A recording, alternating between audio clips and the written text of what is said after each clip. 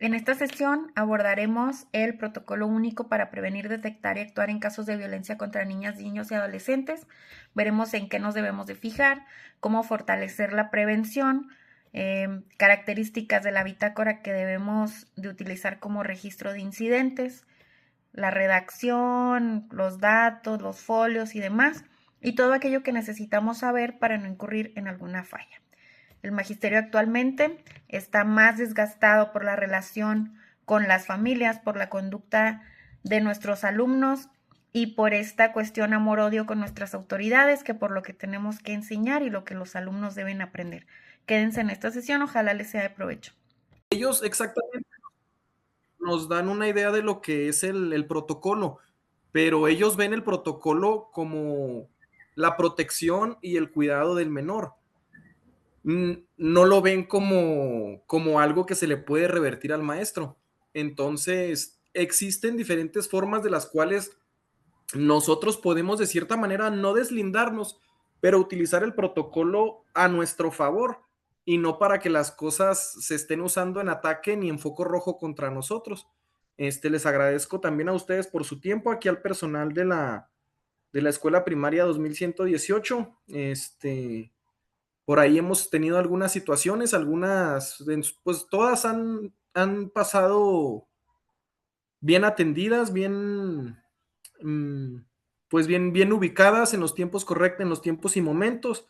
De igual forma, pues es bueno estar bien preparado y bien capacitado para cuando se vuelvan a presentar este tipo de acciones, pues tener el temple y sobre todo el conocimiento para saber cómo actuar desde una perspectiva docente. Muchas gracias nuevamente. Gracias a ti, Fer. Bueno, pues nos arrancamos. Les decía al principio que Información es Poder es el nombre de esta comunidad de aprendizaje. La sesión se graba pues porque los compañeros luego la pueden ver. Tenemos un canal de YouTube donde ustedes pueden ver también los videos acerca de cómo analizamos la bibliografía para promoción horizontal y promoción vertical, pero también siempre les digo a los que están estudiando para estos procesos, no se trata nada más de que nos vaya bien en la evaluación, sino que toda esta información pues nos sirve en el trabajo cotidiano que realizamos en nuestras escuelas. Entonces, vamos a darle. El protocolo único. Este protocolo único tiene un nombrezote, miren, aquí me ocupó 6 renglones y se lo dividí en colores pues para desglosar qué abarca. El protocolo único para la prevención, detección y actuación. Entonces nos habla de 3 momentos. Vamos a prevenir, vamos a detectar, pero también vamos a actuar. ¿Cuándo? Pues en casos de violencia ejercida contra niñas, niños y adolescentes. Este protocolo es aplicable en las escuelas de educación básica del estado de Chihuahua, ya sean públicas o particulares incorporadas. Tiene un objetivo general que es darnos a nosotros elementos conceptuales. Sí, porque luego no nos gusta como la teoría y el rollo, pero necesitamos tener estos elementos y estos argumentos para poder determinar cuáles son las estrategias y los mecanismos que vamos a hacer en nuestras escuelas o implementar para prevenir, detectar y actuar. Es decir, en qué me voy a basar y qué tengo que fijarme para saber si es momento de activar un protocolo. Y dice que esto es cuando tengamos casos de abuso sexual, acoso escolar y maltrato de niñas, niños y adolescentes. Entonces hablábamos de 3 momentos: prevención, detección y actuación, y van a ser en 3 casos, que son el abuso sexual, el acoso escolar y el maltrato de niñas, niños y adolescentes. Y el protocolo define a qué se refiere cada uno de ellos para que no la vayamos a regar. Los ámbitos de aplicación, pues nos dice que este protocolo es de interés social, es de observancia general y de aplicación obligatoria. O sea, que si la aplicación es obligatoria, su desconocimiento no me exime de la responsabilidad.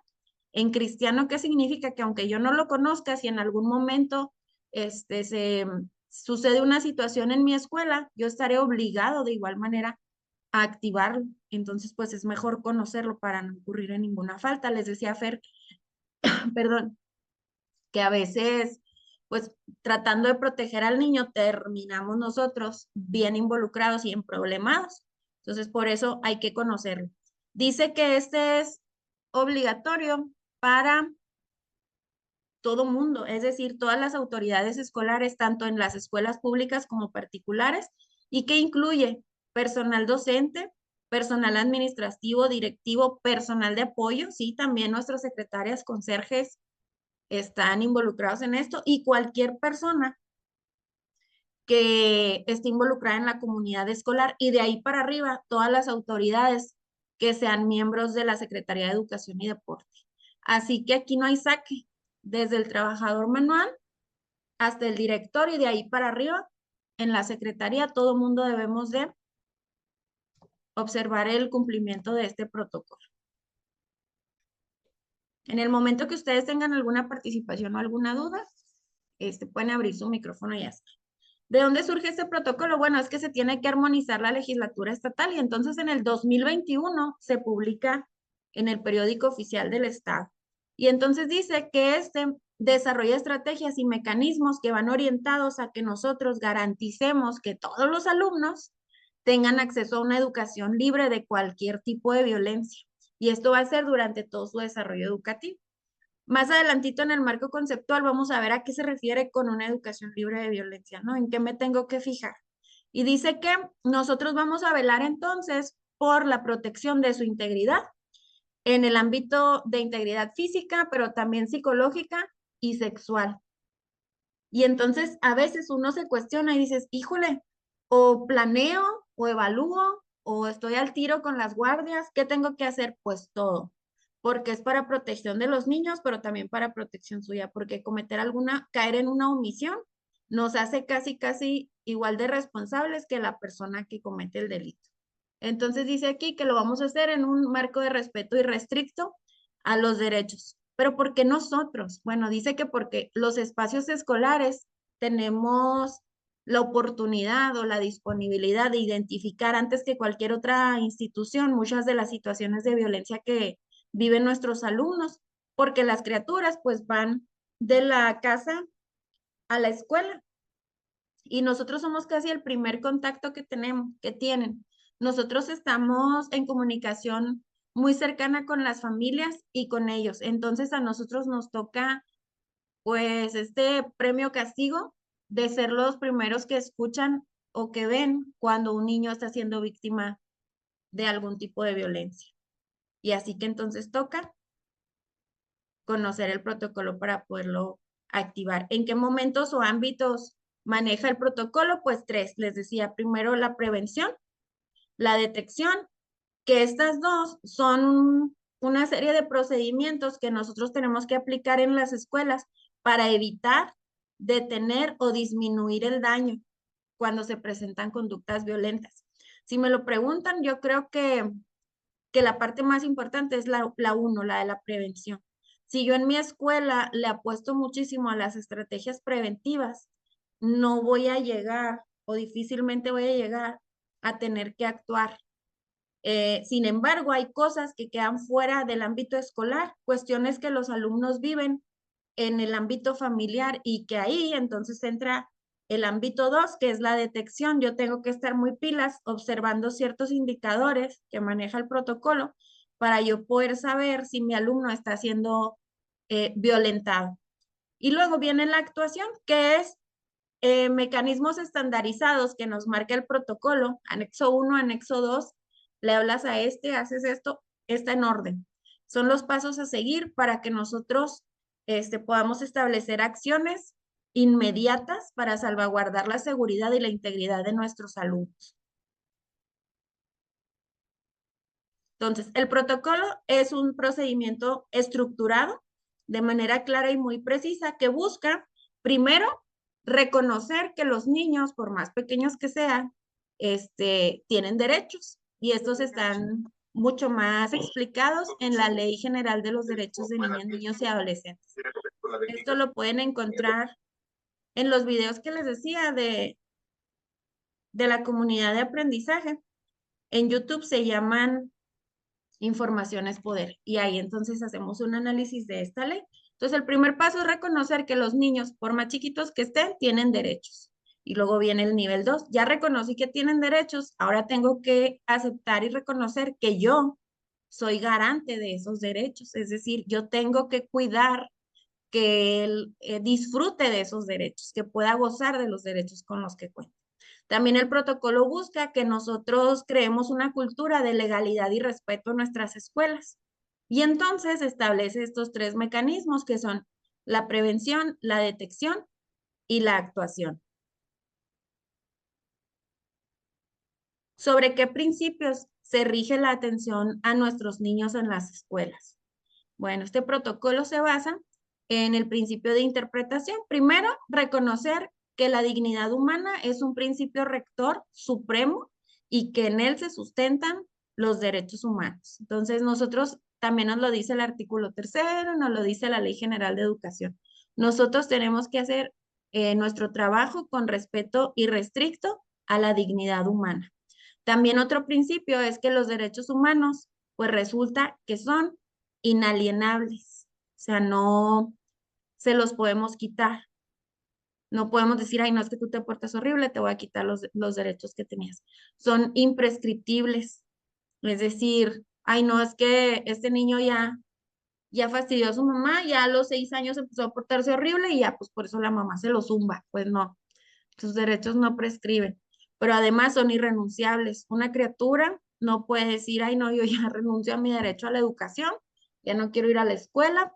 No, hermano, tienes que seguir yendo, no puedes renunciar a este derecho. Son irrevocables también y son exigibles. Cuando nosotros nos damos cuenta de esto y desarrollamos todas nuestras actividades reconociendo que no le puedo quitar los derechos, que no se los puedo violentar, pero ni tampoco él puede renunciar a ellos, pues entonces el enfoque de lo que hacemos día con día también cambia.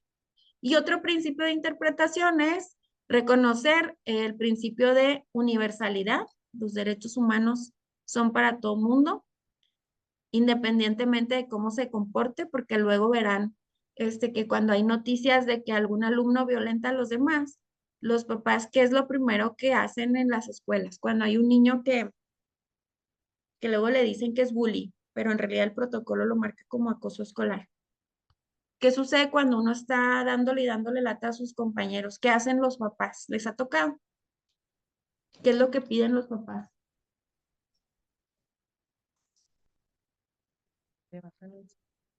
¿Qué? Que lo corran. Que lo corran. Y luego salen en los medios, ahora los digitales, ¿verdad? Que se apersonan inmediatamente afuera de las escuelas. Y entonces dicen que lo corran. Pero pues como los derechos son universales, tanto el acosador como la, como la víctima, pues tienen derecho a la educación. Y hasta ahorita, mientras no se aplica la reforma al nuevo protocolo, pues ni se le puede oficialmente cambiar, se le sugiere, pero yo no lo puedo expulsar de mi escuela, no lo puedo dar de baja. Y otro principio es la interdependencia. Los derechos están, así como los campos formativos, están vinculados unos con otros, son indivisibles, se complementan y son integrales, pero además los derechos son progresivos. Ahora incluso hay derecho al acceso a la cultura digital, cuando antes a lo mejor el primer derecho era garantizar tu derecho a la vida, ¿no? Garantizar que nadie te pudiera matar. Ahora ya hay al internet y así son progresivos y siempre van en crecimiento. Y los principios rectores de este protocolo pues buscan garantizar los derechos humanos y entonces son necesarios para poder implementar todos estos procedimientos que marcan, para poder atender los distintos tipos y modalidades de la violencia. Y entonces algunos de estos principios son interés superior de la niñez. ¿Han escuchado hablar de eso? ¿A qué se refiere? ¿A qué le suena?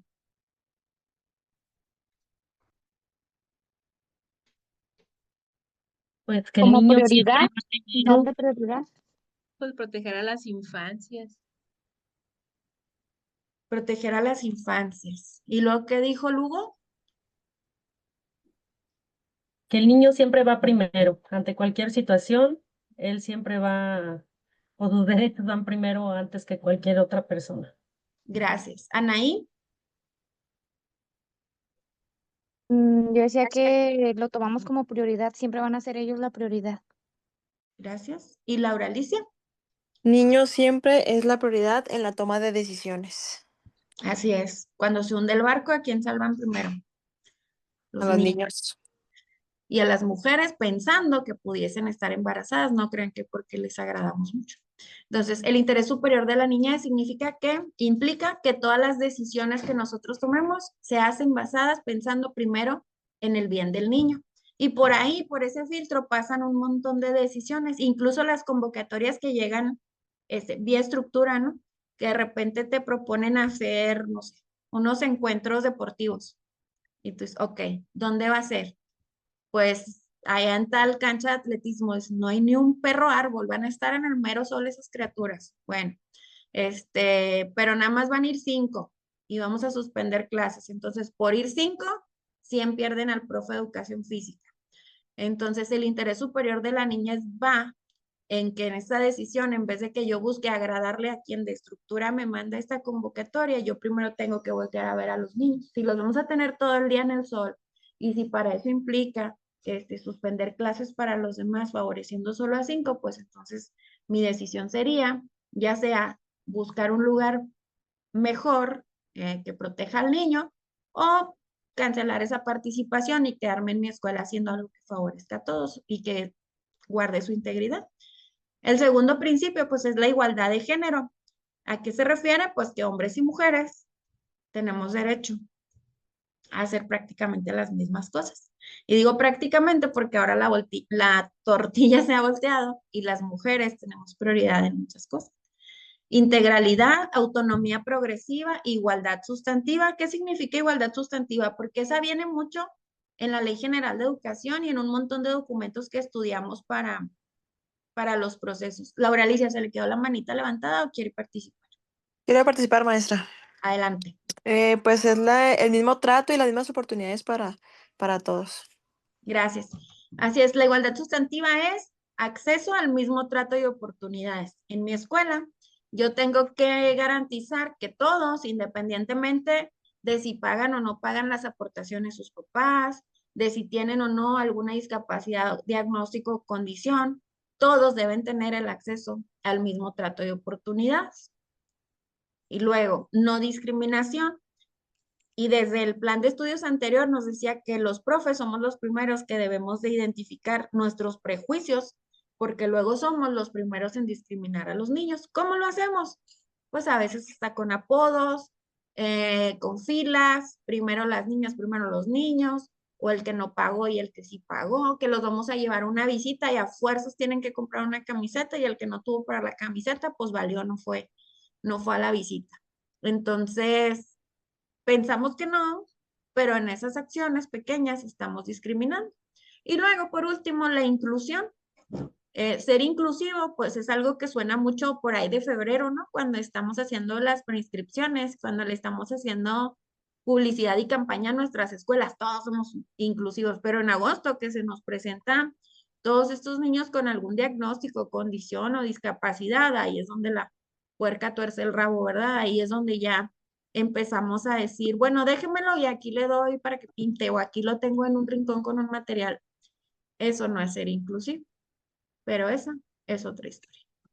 Entonces vamos a darle. El marco conceptual. A ver. Para el marco conceptual, les voy a volver a compartir pantalla y me dicen si lo pueden ver.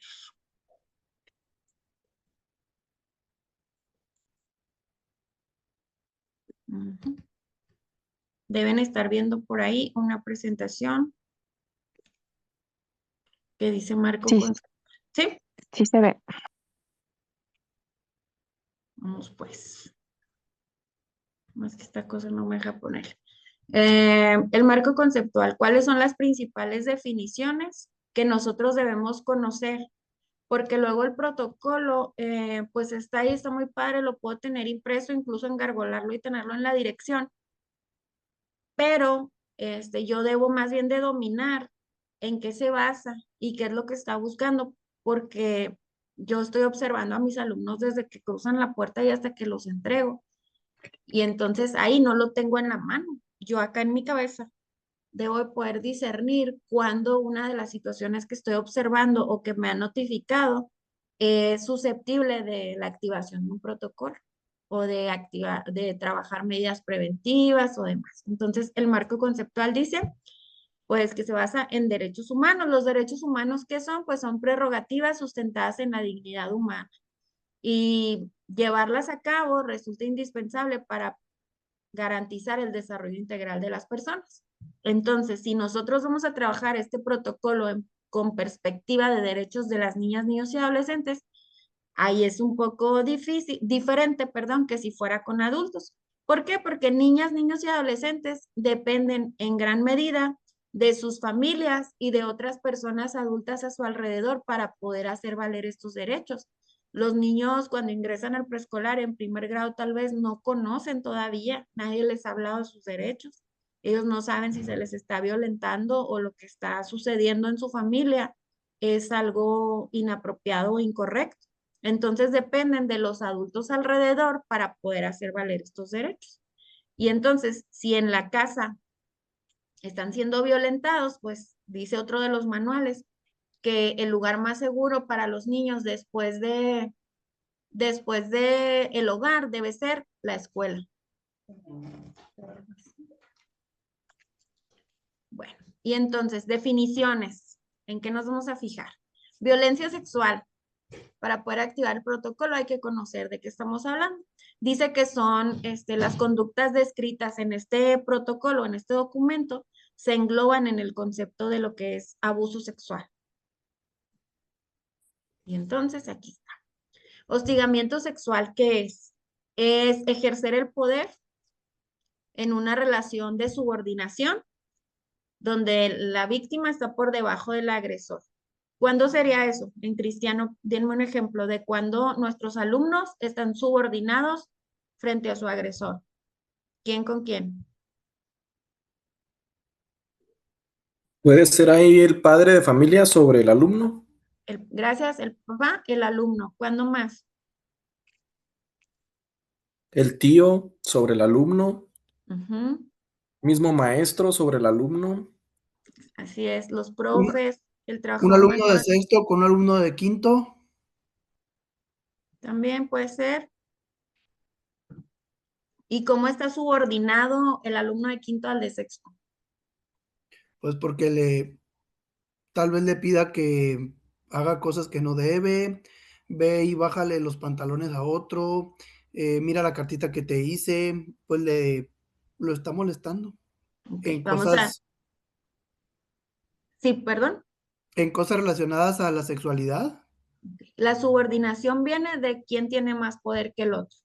Y entonces si la víctima tiene o se siente imposibilitado para enfrentar al otro, este ejerce poder y obliga a hacer tales cosas. Aquí dice que esto se expresa en conductas que pueden ser verbales, pueden ser físicas o una mezcla de las dos, que van relacionadas con la sexualidad, pero con una connotación lasciva.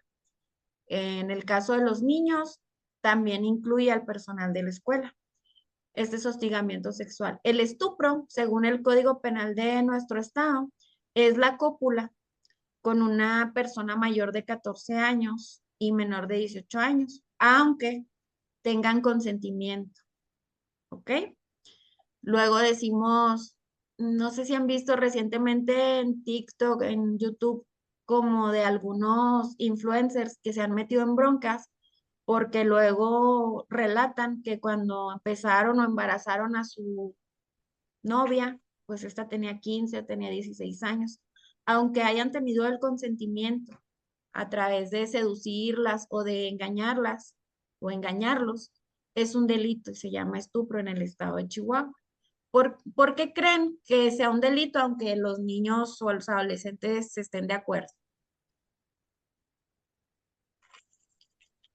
Pues porque siguen siendo menores de edad ante la ley. Gracias, porque todavía no tienen la capacidad de decisión ni la madurez. Entonces, eso es un delito. El incesto, ¿qué es? Bueno, el artículo 179 del Código Penal de Chihuahua dice que entonces esto es la cópula que se da entre ascendientes y descendientes, consanguíneos en línea recta, pero también entre hermanos. Suena medio turbio, pero sí sucede y nuestros alumnos pues son víctimas de estas situaciones. ¿Cuál sería la cópula entre ascendientes y descendientes? ¿Quién con quién?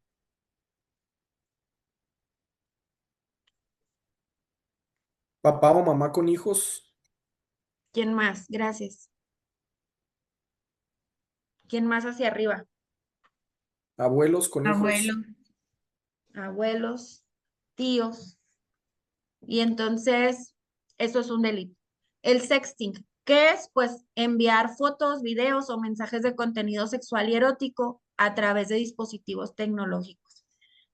Y aunque existe también la ley Olimpia y demás, nosotros debemos de estar muy atentos a que las fotos, videos o mensajes de contenido sexual o erótico eh, luego circulan entre nuestros niños, a veces por la curiosidad, por el morbo, pero también hay que ver la raíz, desde dónde vino, quién se lo mandó primero a ellos, porque tienen interés en esta parte. Y esto va desencadenando o vas escarbando a la raíz de un problema tal vez más serio, como que estén siendo víctimas de abuso.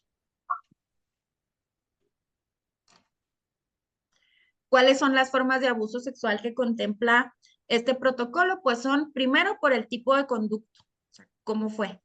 Puede ser físico, puede ser violación o puede ser también abuso sexual sin que exista contacto físico. Es decir, cuando los niños, niñas y adolescentes eh, están presenciando, les voy a poner ejemplos de cosas que ustedes pueden identificar entre sus alumnos. Agosto haces la entrevista con los padres de familia, que eso es algo que en preescolar es muy común. Eh, citas a los papás, les haces la entrevista y entonces preguntas, ¿con quién duerme el niño? ¿O cuántas habitaciones tiene? No, pues una. Ok. ¿Tienen dos camas? No, el niño duerme con nosotros. O sí, tenemos dos, pero dentro del mismo cuarto. Eh, el abuso sexual sin contacto físico también puede ser cuando los niños están presenciando que sus padres tienen relaciones sexuales. Eso también es abuso sexual y luego los papás no lo saben. Piensan que como el niño está dormido o creen que no vio, pues no pasó nada. Pero según este protocolo, esto es abuso sexual sin contacto físico. Por el tipo de vínculo que existe, puede ser familiar, que el agresor sea un familiar o extrafamiliar, alguien de fuera. Pero también el abuso sexual se presenta como un delito organizado. ¿Cuándo? Pues cuando es que son víctimas de explotación sexual comercial infantil, estas redes que existen, pero que también se enfocan a la trata de personas con fines de explotación o a la pornografía infantil. Y nuestros alumnos también pueden estar siendo víctimas de alguno de estos delitos. ¿Cuál es el perfil del agresor sexual? ¿Cómo lo podemos identificar? Pues dice el protocolo que no existe un perfil único. Ustedes pueden pensar, ay, pero tan seriecito que se veía, pero tan formal que se ve, pero ese señor parece que no rompe un plato, esa señora tan tranquilita que se ve, o esa maestra, ese maestro tan estudiado, pues así es. No hay un perfil único de agresor sexual. El abuso, lo que sí hay, o en que sí nos podemos fijar, es que existe un abuso de confianza previa, o que para los niños puede ser una situación confusa o ambigua, pero también que estén cayendo por sorpresa o por engaño, porque luego se les ofrecen ya sea premios o castigos. Y también pues los niños son víctimas de seducción, es decir, si te doy esto, eh, o así se demuestran el amor, o si no accedes tú, se lo voy a hacer a tu hermanito y demás. ¿Cuál es el perfil entonces de las víctimas de agresión sexual? ¿Cómo podemos identificar quién corre riesgo? Pues igual que los agresores, no hay un perfil único. Lo que sí es que casi todos los juegos sexuales que se presentan entre los niños, luego a los profes nos alertan, ¿no? Y queremos activar protocolos a lo loco. Cuando los niños empiezan, ya sea a tocarse en preescolar, es común que las niñas se froten contra la silla, contra la mesita, y luego nos alarmamos un montón y pensamos que están siendo víctimas de agresión sexual, pero el protocolo nos hace esta aclaración y dice que casi, todos los juegos sexuales son expresión de la curiosidad natural que tienen las niñas y niños por conocer su cuerpo y que no deben ser causa de una preocupación. ¿Cuándo sí me preocupo? Pues cuando esto interfiere con sus actividades cotidianas, cuando manifieste dolor, cuando esa sea su mayor obsesión y ya no ponga atención a lo demás, o cuando quiera replicar cosas como más de adultos con sus compañeros. Sin embargo, pues les digo, algunas de las conductas de tipo sexual indican más allá que una simple curiosidad y entonces ya se consideran un problema de comportamiento sexual cuando sucede esto de que interfiere con sus actividades o ya está afectando a sus compañeros. ¿Cuáles serían las estrategias de autocuidado para niños, niños y adolescentes? Pues implica hacer actividades para enseñarles a valorar la vida, el cuerpo y la salud, desarrollar aprendizajes que contribuyan a generar factores protectores entre ellos. Así como existen factores de riesgo, existen factores que ayudan a proteger a nuestros alumnos y que nosotros los podemos trabajar en las escuelas. Trabajar también la inteligencia emocional, es decir, trabajar la autoconciencia, la regulación de las emociones para apoyar la guía de su conducta y la inteligencia social, que es la capacidad de entender, tratar y relacionarse de manera armoniosa y pacífica con los demás. Ahora viene el acoso sexual. Y les estoy diciendo así por encimita las definiciones, porque si este protocolo y el marco conceptual de la legislación, pues requiere de que lo estudiemos o lo desmenucemos un poquito más. Pero así por encima les platico. Bueno, eso fue abuso sexual. Ahora viene acoso escolar. ¿Qué es el acoso escolar? Toda conducta intencional, direccionada, frecuente y en desigualdad. Tiene esas características. Es intencionada, es direccionada, es frecuente y está en una desigualdad que se ejerce entre alumnos y en el entorno escolar. ¿Qué objeto tiene el acoso escolar? Someter, explotar y causar daño a mi compañero.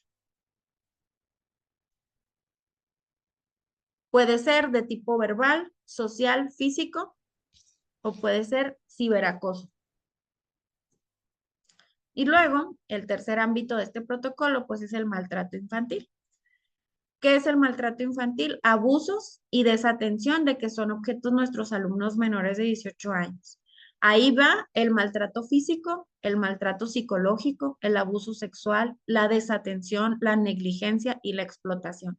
Y no sé a ustedes cómo les ande yendo en sus escuelas, pero donde yo trabajo es muy común que nuestros niños vayan desatendidos o que exista negligencia.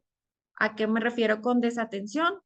Pues estos niños que van al kinder sin lonche, pero que además les das y piden doble o triple porción y cuando platicas con ellos, pues resulta que su último alimento fue la mañana del día anterior o lo que había comido en la escuela, que los ves con su ropa sucia, que están empiojados a un nivel que supera todo.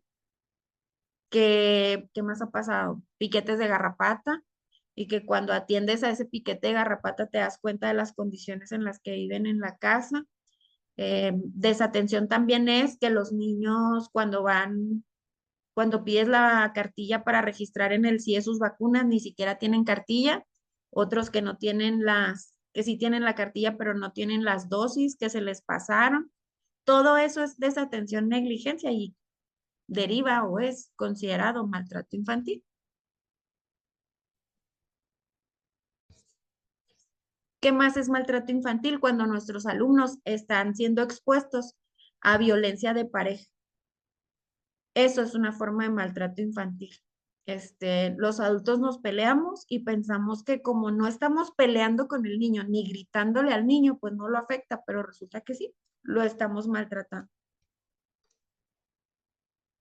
Y entonces vienen las distintas formas de maltrato según el protocolo. El maltrato es acción u omisión que violente los derechos de niñas, niños y adolescentes. Viene también el trabajo infantil, que es cuando de manera continua realizan trabajos no adecuados para su óptimo desarrollo, que estos deberían ser realizados por adultos. Y luego mendicidad, que es cualquier forma mediante la cual nuestros niños son utilizados por los adultos para mendigar.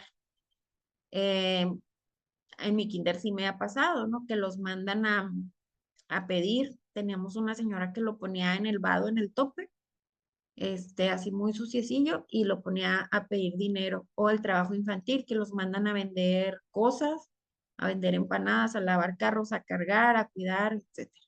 Y el síndrome de Munchausen, que es cuando un adulto somete al niño a continuas exploraciones médicas, hospitalizaciones y suministro de medicamentos porque alega que tiene síntomas que en realidad son ficticios, y nosotros tenemos que estar muy pilas ahí, muy listos, documentar todo lo que sucede, todo lo que vemos con los niños. Estas mamás que te aseguran, porque nos ha sucedido, que te aseguran que el niño no puede consumir azúcar y que no puede hacer esto y que tengo que ir a ponerle medicamentos y que guagua. Y lo ves en el transcurso de la mañana, el niño se integra bien, respira bien, jamás se agita, jamás vomita, jamás se queja de dolor. Y dices, "Ay, qué rara está esta situación, hay que poner más atención ahí para ver si todo esto a lo que la mamá lo está sometiendo en realidad lo amerita o el niño está siendo víctima de este síndrome".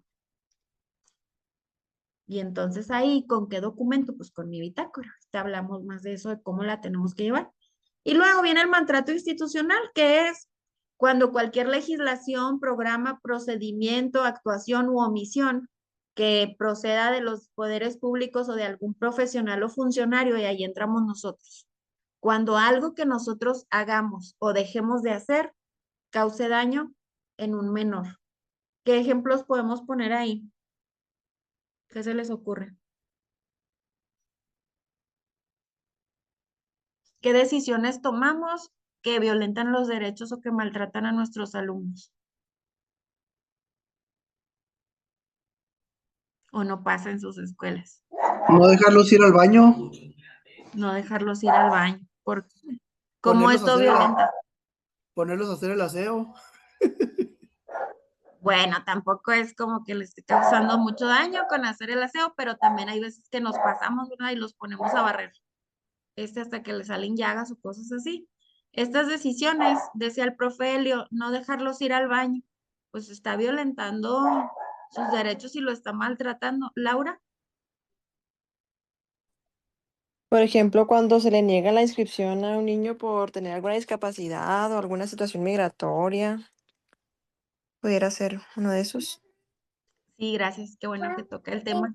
Cuando los niños llegan a la escuela y luego te dicen, es que vengo de aquel jardín, de aquella primaria y me mandaron con usted porque usted tiene USAER y ellas no lo pueden atender, es que ustedes son las que sí saben. Achis, achis. Todos tengamos o no tengamos USAER, estamos obligados a recibir a los niños porque es el derecho a la educación, y si yo le estoy negando el acceso a mi escuela, estoy violentando ese derecho. Perdone, mi perro enloqueció de repente. Eso es maltrato institucional. Esa decisión u omisión que yo estoy cometiendo maltrata a mi alumno. Luego viene el maltrato escolar, que es cuando se usa la fuerza o el poder a través de la violencia física, psicológica, emocional o la negligencia u omisión que ejerza cualquier trabajador al servicio de la educación. Maestra, Cualquiera en la disculpa te escuela. interrumpa. Sí, dime. Volviendo al maltrato institucional, también puede hacer referencia cuando dejamos sin recreo a algún niño sin el consentimiento o aviso previo a su papá o mamá. Fíjense que ahí, aparte de todo, Fer, estamos violando el derecho al esparcimiento y al recreo, a la recreación, y viene tal cual en la Ley General de los Derechos de Niñas, Niños y Adolescentes. Y luego los profes, como que es una práctica ancestral que hemos venido arrastrando. Si no haces la tarea, si te portaste mal, si molestaste o cualquier cosa, o no traes tus materiales, la consecuencia es que te quedas sin recreo. Pero los niños tienen derecho al esparcimiento, y entonces el recreo no puede ser condicionado a la realización de cualquiera de estas actividades. Entonces, lo estamos maltratando, pero estamos también violando la ley. Y entonces, ¿qué sucede cómo se le llama cuando tú violas la ley? ¿Es un delito? Es un delito. Y entonces, para que se lo lleven de tarea, si no lo hacen ustedes, pero ven que su compañero del salón de enseguida sigue con esas prácticas, no solo de dejar sin recreo, sino de ya me fastidiaste o ya fastidiaste a todo el mundo, te saco del salón y cierro la puerta, es un equivalente. Te estoy negando el derecho a la educación y estoy ejerciendo sobre ti maltrato institucional, que según este protocolo es un delito.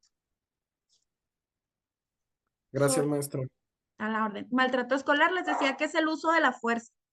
Y aquí, ¿quién lo comete? Cualquier trabajadora al servicio de la educación. Conserje, secretaria, trabajadora social, personal de USAER, todos los profes, la directora, la supervisora, de ahí para arriba, cualquiera que trabaje en educación y que use la fuerza o el poder para violentar física, psicológica o emocionalmente a algún alumno, está cometiendo un delito. Y luego la trata de personas, que esto es algo gravísimo, que es ofrecimiento, captación, transporte o traslado, así como acogida o recepción de menores de 18 años para la comisión de algún delito.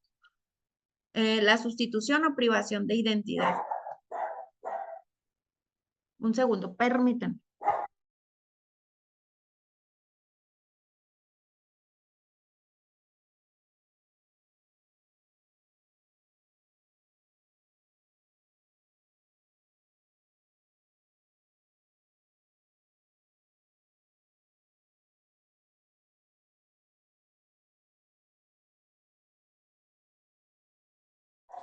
Perdón, alguien vino a tocar y alborotó mucho, mucho mi perro. Entonces, estas son distintas formas de maltrato y hay que identificar porque luego por el nombre nos suena muy lejano, pero ya lo ponemos en cosas prácticas que hacemos todos los días, dejar sin recreo, sacarlo del salón, no permitirle entrar, porque en alguna capacitación así nos lo manejaron. Cuando el niño llega 5 o 10 minutos tarde y no lo dejamos entrar a la escuela, le estamos violentando su derecho a la educación. Y entonces nos dicen ahí que la consecuencia pues debería de ser para el padre, porque el padre es el encargado de hacer que lleguen temprano, no el niño. Un niño preescolar o primaria no se levanta, prende el boiler, plancha su uniforme, hace su desayuno, prende el carro y se va a la escuela. Somos los adultos responsables de su cuidado quienes hacemos que llegue tarde. Entonces, cuando le negamos la entrada a la escuela, de alguna forma estamos violentando su derecho. Y luego después ustedes me dirán, híjole, pero es que si dejo entrar a uno, pues se hace costumbre y ya todo el mundo llega tarde. Pues yo sé, pero la ley así lo establece. Entonces, busquemos estrategias que podamos implementar en nuestras escuelas para que se disminuyan las llegadas tarde. Este registro en las bitácoras, algo a cambio de, por ejemplo, me va a esperar hasta que yo entregue todos los boletos de desayuno y aquí me va a esperar en la puerta, señora, hasta que nos desocupemos y todo el mundo esté para yo poder venir a abrirle la puerta y que me firme. Y entonces, como los entretienes y esto, pues ya disminuye la incidencia de llegadas tarde, pero ustedes buscarán la estrategia que mejor funcione en su contexto. Ahora, ese fue el marco conceptual, ¿no? Sobre qué estamos parados o qué busca este protocolo en cuanto a violencia sexual, acoso escolar y maltrato, que son los 3 elementos a los que nosotros nos vamos a fijar para prevenir, detectar y actuar. Si ustedes se van al protocolo, viene dividido así en estas 3 temáticas. Y entonces dice cuáles son los indicadores, qué cosas yo tengo que observar en mis alumnos para identificar si están siendo víctimas de alguna de estas 3 situaciones. Pero además también dice el protocolo que no se necesita ser muy avispado, porque si algún niño me lo manifiesta, me dice que su mamá le pegó, que pasaron tales cosas, ya no necesito más indicadores, con que él lo verbalice y me lo haga saber, ahí yo ya tengo que hacer el registro. Pero también puede ser que yo haya sido notificada por terceras personas, por un compañero al que le hayan contado, por una madre de familia que lo haya observado, por otro compañero de trabajo, y entonces no me puedo hacer de la vista gorda.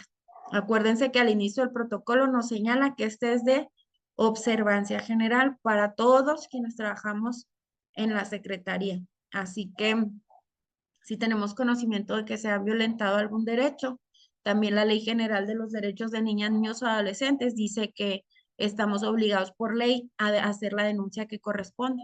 ¿Y qué sucede si yo me hago como que no supe y esto escala? Hace muchos años aquí en la región sucedió con algo así, ¿no?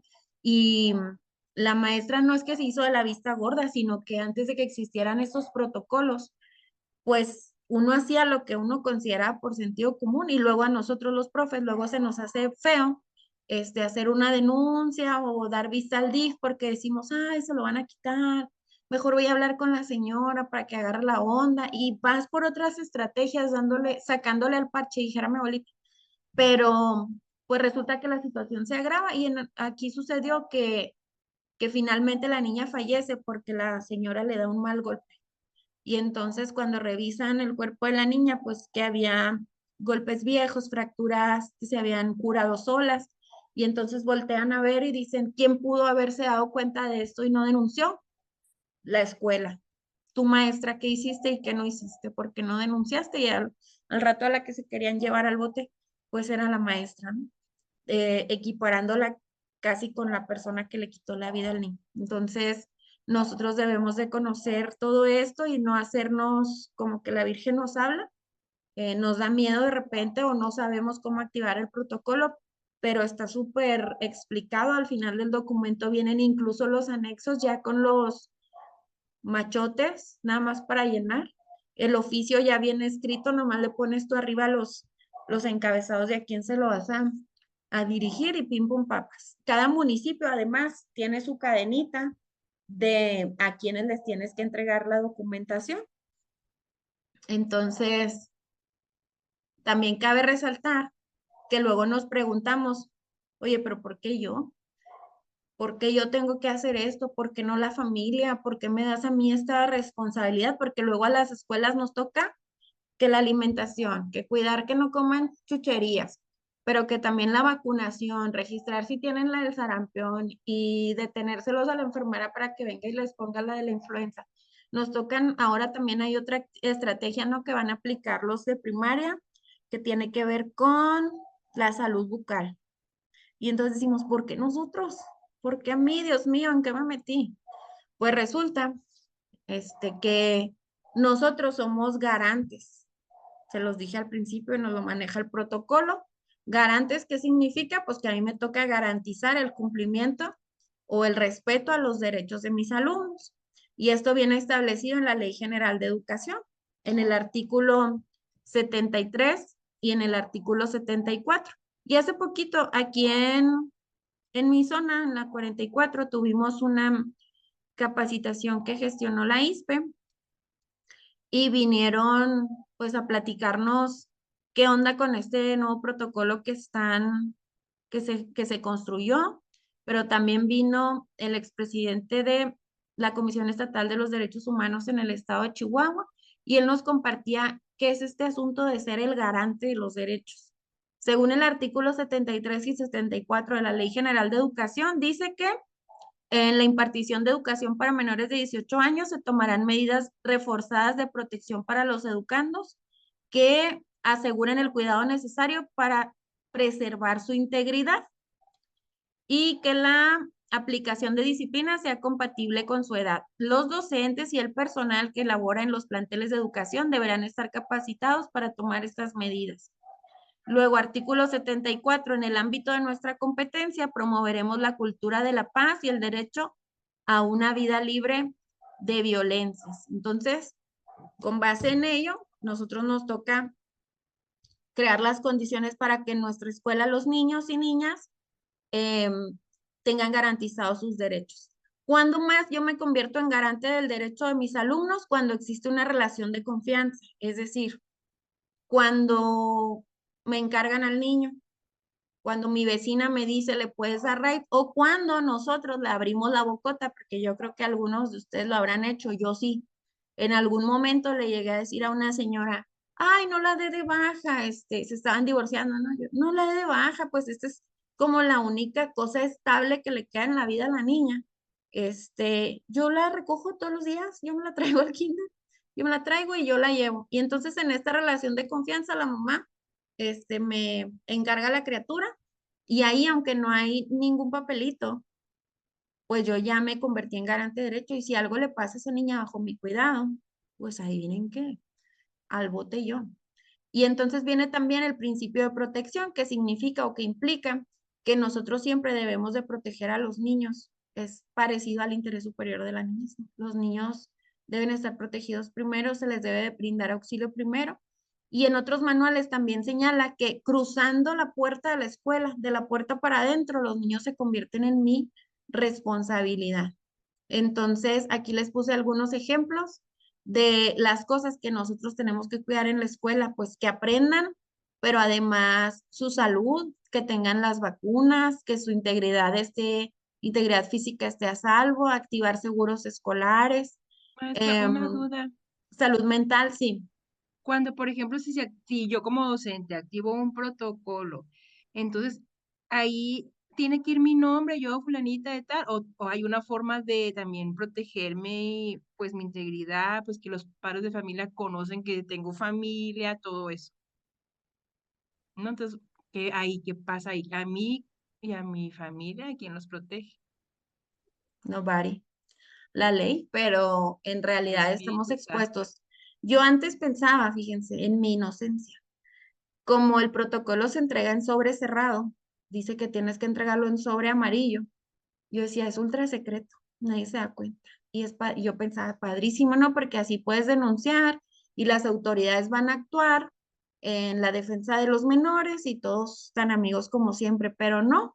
El año pasado tuvimos un conversatorio de seguridad y ahí el ruido fue, o el suspiro fue al unísono, ¿no? De todos cuando nos dicen que lo que tú estás presentando al activar un protocolo es una denuncia y que la persona que ha sido denunciada tiene derecho a saber quién la presentó.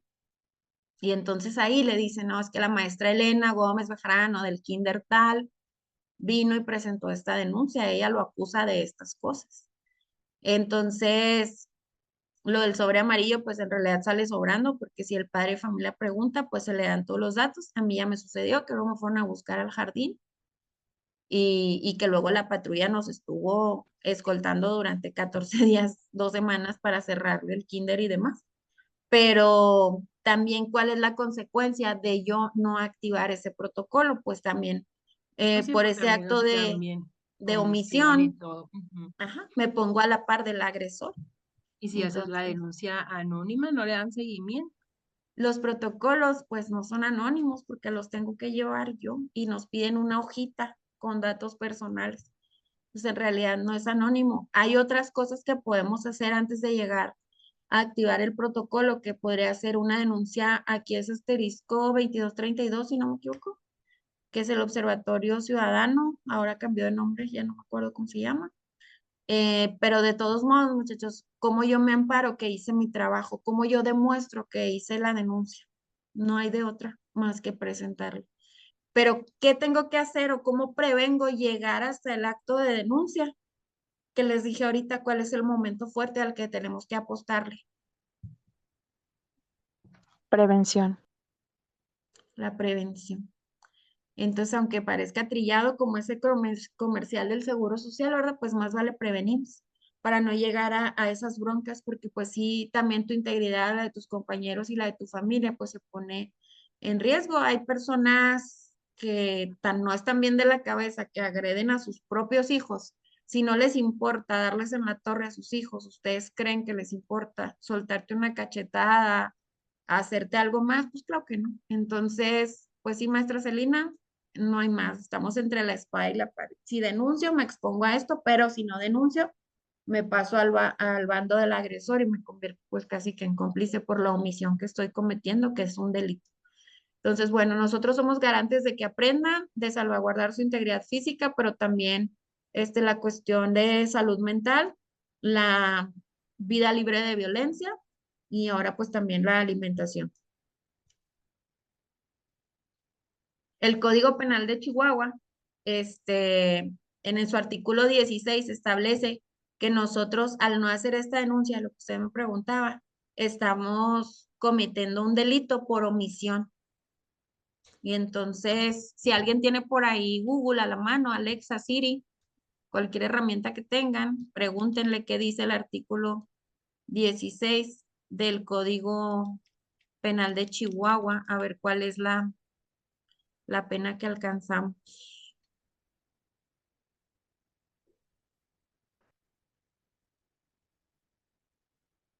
¿Qué les dice por ahí? Pregunten.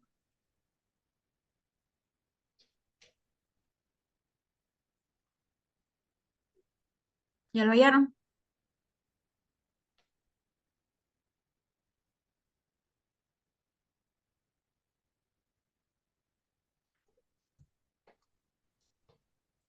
De 6 meses a 4 años. ¿Qué tal suena? No, pues está canijo, y si es homicidio son 20, homicidio, suicidio son 20 años. O sea, depende de las escalas a las cuales se llegue. Entonces, pues repito, más vale prevenir. Primero, no llegar a tener que activar un protocolo, es prevenir y detectar a tiempo para revertir o detener el daño. Pero en caso de que haya tenido que llegar a la actuación, pues hacer la denuncia para no caer en este delito de comisión por omisión. ¿Qué vamos a denunciar?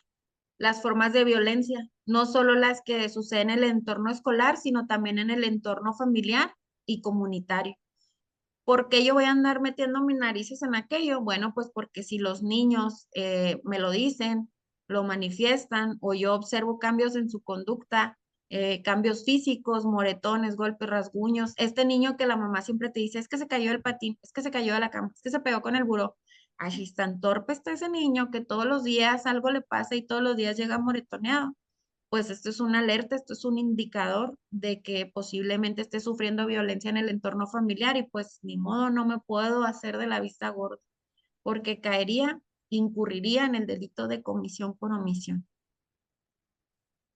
Y luego, pero ¿hasta dónde llega o cuáles son los límites del deber de cuidado que yo asumo cuando los niños cruzaron la puerta de la escuela o cuando están bajo mi cuidado y me convierto en garante de derecho? Esta responsabilidad está limitada al tiempo y al contexto en el que me encuentro. Cuando los niños están al cuidado y supervisión del personal dentro de la escuela, ese es el límite que yo tengo. Y en esta capacitación, a mí me llamaba la atención que nos decía, es que porque ustedes solos extienden tanto el margen, ¿por qué le dan tanta chance a los papás de llegar tan tarde por ellos? ¿Porque no han hecho incidencias? ¿Porque no han reportado? Porque, pues no sé, porque no nos queremos meter en broncas, porque queremos ser suavecitos con los papás, porque pobrecito, porque la fregada, pero mientras más tiempo esté el niño bajo tu cuidado, pues más tiempo eres tú responsable de todo lo que le suceda. ¿Cuándo más? Dentro de la escuela, en estos viajes escolares que hacemos. Ahorita, ¿qué fecha importante viene la siguiente semana? El niño. El Día del Niño. ¿Y qué hacemos en el Día del Niño? Que cómo nos encanta. Vámonos de visita escolar también. Sí, y los Nos llevamos Vámonos al al, encanta. cine y vámonos al cine mañana. ándele. Pobrecitos, porque sus papás no los llevan, pues hay que darles, entiendo esa parte, porque yo soy muy de la cuestión académica y la fregada, no hay que darles estas oportunidades que en su casa no les brindan. Pues sí, pero llevarlos a unas albercas, llevarlos a un museo, llevarlos a otra ciudad, a unos juegos, eh, entre más lejos, entre más expuesto esté, viajamos en carretera y luego se nos hace fácil, es que mejor este camión, aunque no tenga seguro, para que le salga más barato a los papás. ¿Quién se complica si algo llega a suceder en un camión que no tenía seguro? Nosotros. Pues nosotros. Y luego decimos, no, es que el papá me firmó. Sí, hombre, yo, aunque haya firmado y algo le pase a mi criatura, ¿qué creen que uno va a decir? Ay, no, yo firmé. Claro que no, los papás al último se les olvida que Pues te la firmaron. maestra nos organizó, nos invitó. La maestra tuvo la culpa, la maestra contrató el camión, nosotros le dijimos que ese no. Van a salir 1000 versiones. En todas estas salidas, en todos estos eventos, los niños están al cuidado y a supervisión nuestra y nos convertimos en garantes de sus derechos y de su integridad. Por lo tanto, la recomendación es que nosotros no extendamos el tiempo en el que los niños están bajo nuestro cuidado y supervisión.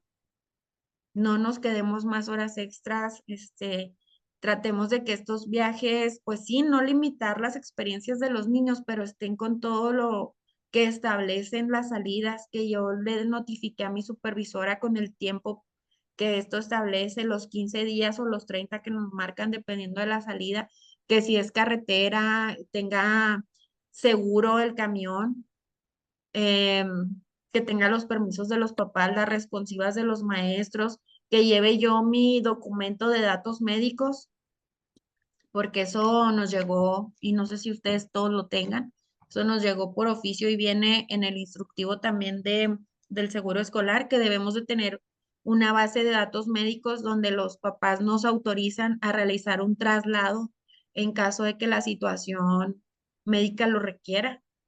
Y necesito tener la firma del papá para que me dejen llevarlo a un hospital. ¿Sabían eso? Ya lo tienen. Apúntenlo ahí en su lista de tareas, el que no lo tenga. Es un documento que nosotros hicimos como un machote en el kinder y viene si las alergias, si algún medicamento, el tipo de sangre, el servicio médico, el número de servicio médico, 5 personas que se puedan hacer responsables de esa criatura, y sobre todo la firma del papá que autoriza su traslado en ambulancia. Pablo, ¿quiere participar?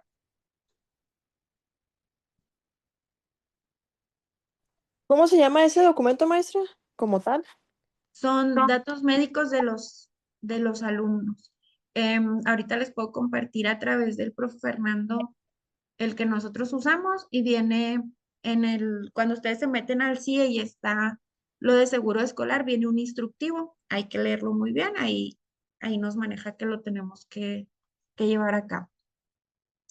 Y luego, cuando los niños están bajo nuestro cuidado, nosotros se espera que tengamos una actuación razonable, sin embargo, esta no tiene que ser heroica. Yo voy a ofrecer primeros auxilios si es que tengo el conocimiento, tengo que hablar al 911, tengo que establecer o activar el protocolo y ponernos bajo resguardo. Pero si yo estoy sacándolos a todos y hubo en algún momento en que aquello se derrumba y la criatura se queda adentro, pues ya esto convertiría en un acto heroico el que yo me meta a sacarlos. A eso sí no están obligados. Hay que medirle el agua a los camotes, pero en el artículo 16 del Código Penal sí dice que cometemos el delito de comisión por omisión cuando al estar ahí no hicimos absolutamente nada por él. Viene, un ejemplo es un salvavidas que no rescata a alguien, o que yo teniendo ahí mi teléfono no le hablé al 911, mejor me puse a grabar, ese tipo de cosas que luego ahora la gente hace en vez de ayudar. La imprevisibilidad e inevitabilidad, eso también me sale. No se nos va a atribuir responsabilidad penal si el daño que sucedió era totalmente imprevisible y era inevitable. Es decir, yo hago esta visita al Museo del Desierto Chihuahuense, los traigo a Delicias, nos fletamos al camión, ese camión lo revisamos, lo rentamos, tenía póliza de seguro, nos enseñaron cuándo le habían hecho el último servicio y todo bien, pero a medio camino, pim, pum, papas, este camión tiene un accidente y se voltea. Yo no lo podía prever, no lo podía evitar tampoco. Sin embargo, sí hice lo que estaba en mis manos, asegurarme de que tuviera sus servicios, de que tuviera el seguro contratado y demás. Cuando esto se sale de nuestra capacidad de conocimiento, es decir, yo preguntaba en esa ocasión sobre los primeros auxilios. Si es algo que está fuera de mí, que no lo conozco y si luego lo llego a aplicar mal, o sea, no estás obligada a hacerlo porque sale de tu conocimiento. No es una preparación que nosotros los docentes comúnmente tengamos.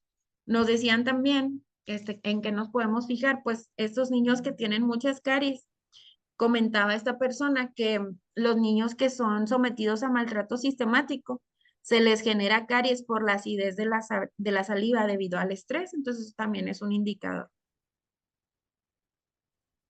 Y luego, pues esta frase, violencia aprendida es violencia reflejada. Luego nos enfocamos mucho en este niño que agrede y golpea a los demás, pero pues no estamos viendo quién lo trata así o quién le habla así para que lo refleje en la escuela. Hay que voltear hacia la raíz y tratar de descubrir pues la afectación que él está sufriendo también. En el maltrato y el acoso, pues ya vimos ahorita que son reiterados en el tiempo, que son direccionados y que son intencionales. Y entonces, ahora sí, entonces, ¿qué vamos a hacer? ¿Cómo vamos a registrar? ¿Qué onda con las bitácoras? ¿No? Porque últimamente se habla mucho de ello y nos venden un montón de ejemplos y libretitas y demás, pero cómo debe ser mi bitácora para que funcione y no se me voltee la tortilla en la hora de una denuncia. ¿Qué características debe de tener?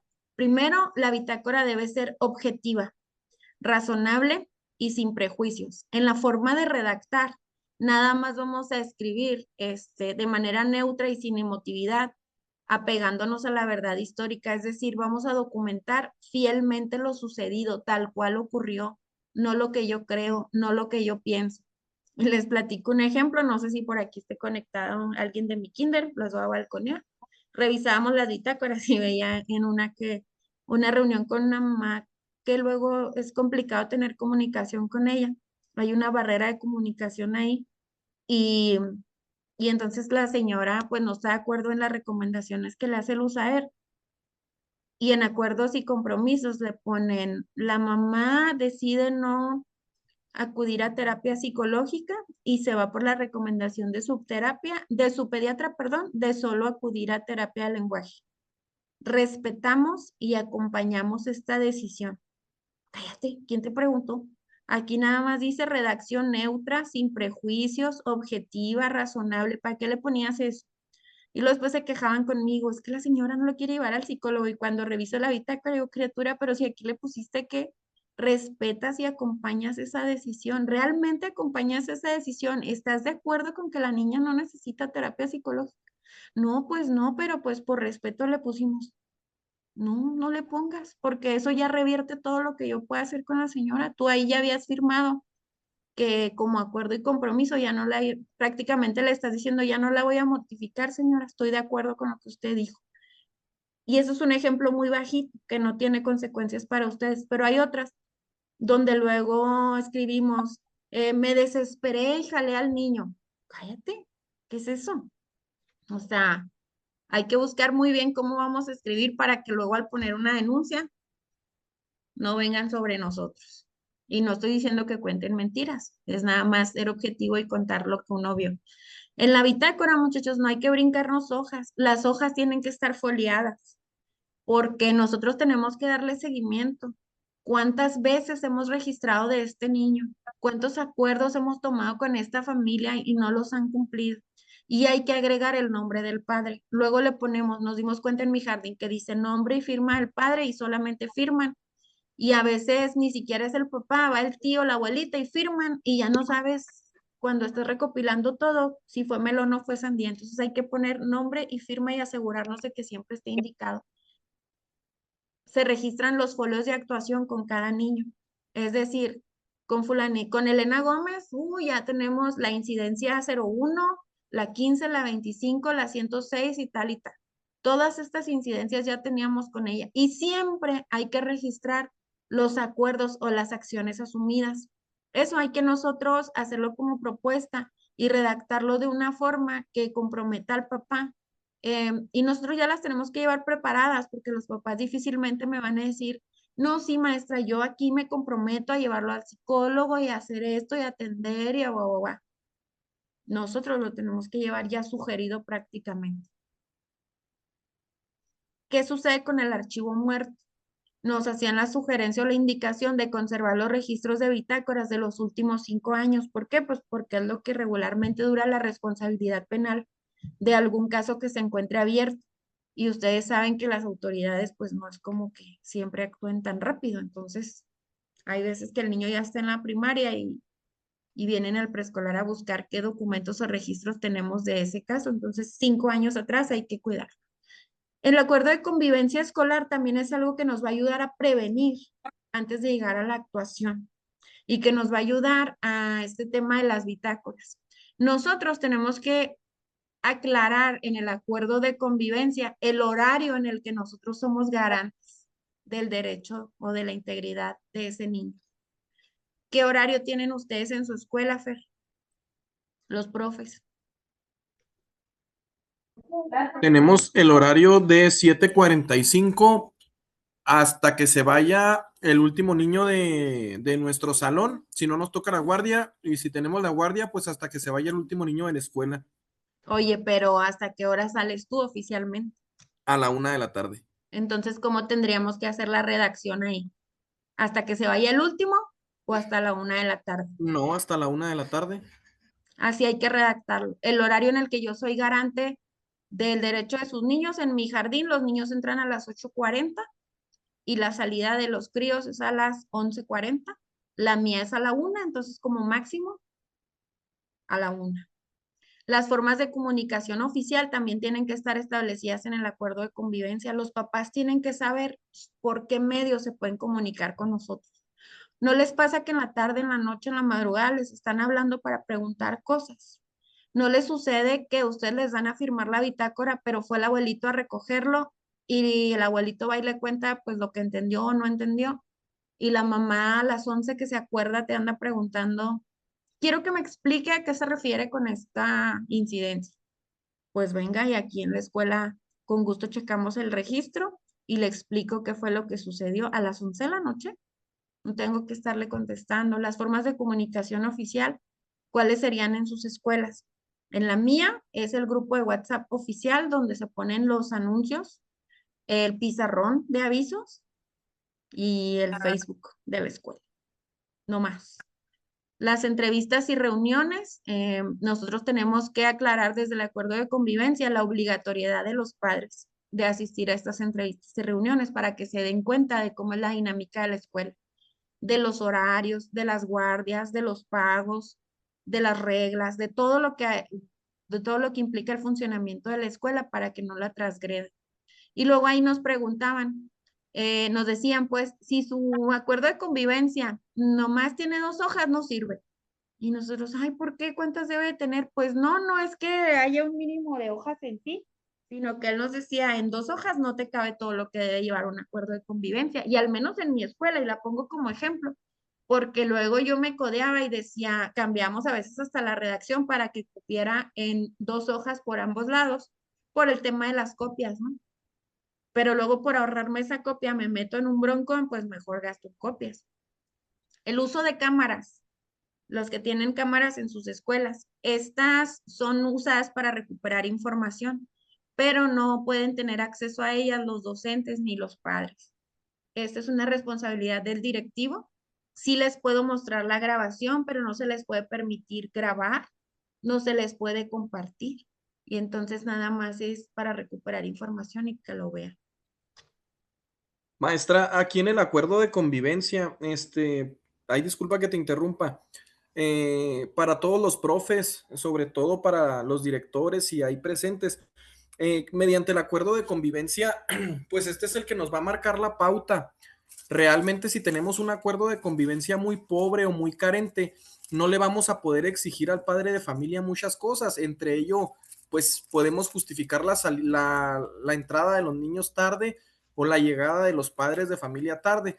Si sabemos justificar aquí una parte, por ejemplo, en donde se nos diga, oiga, yo no puedo dejar a mi hijo a las 7:45, yo lo tengo que dejar a las 7:30 porque voy a trabajar.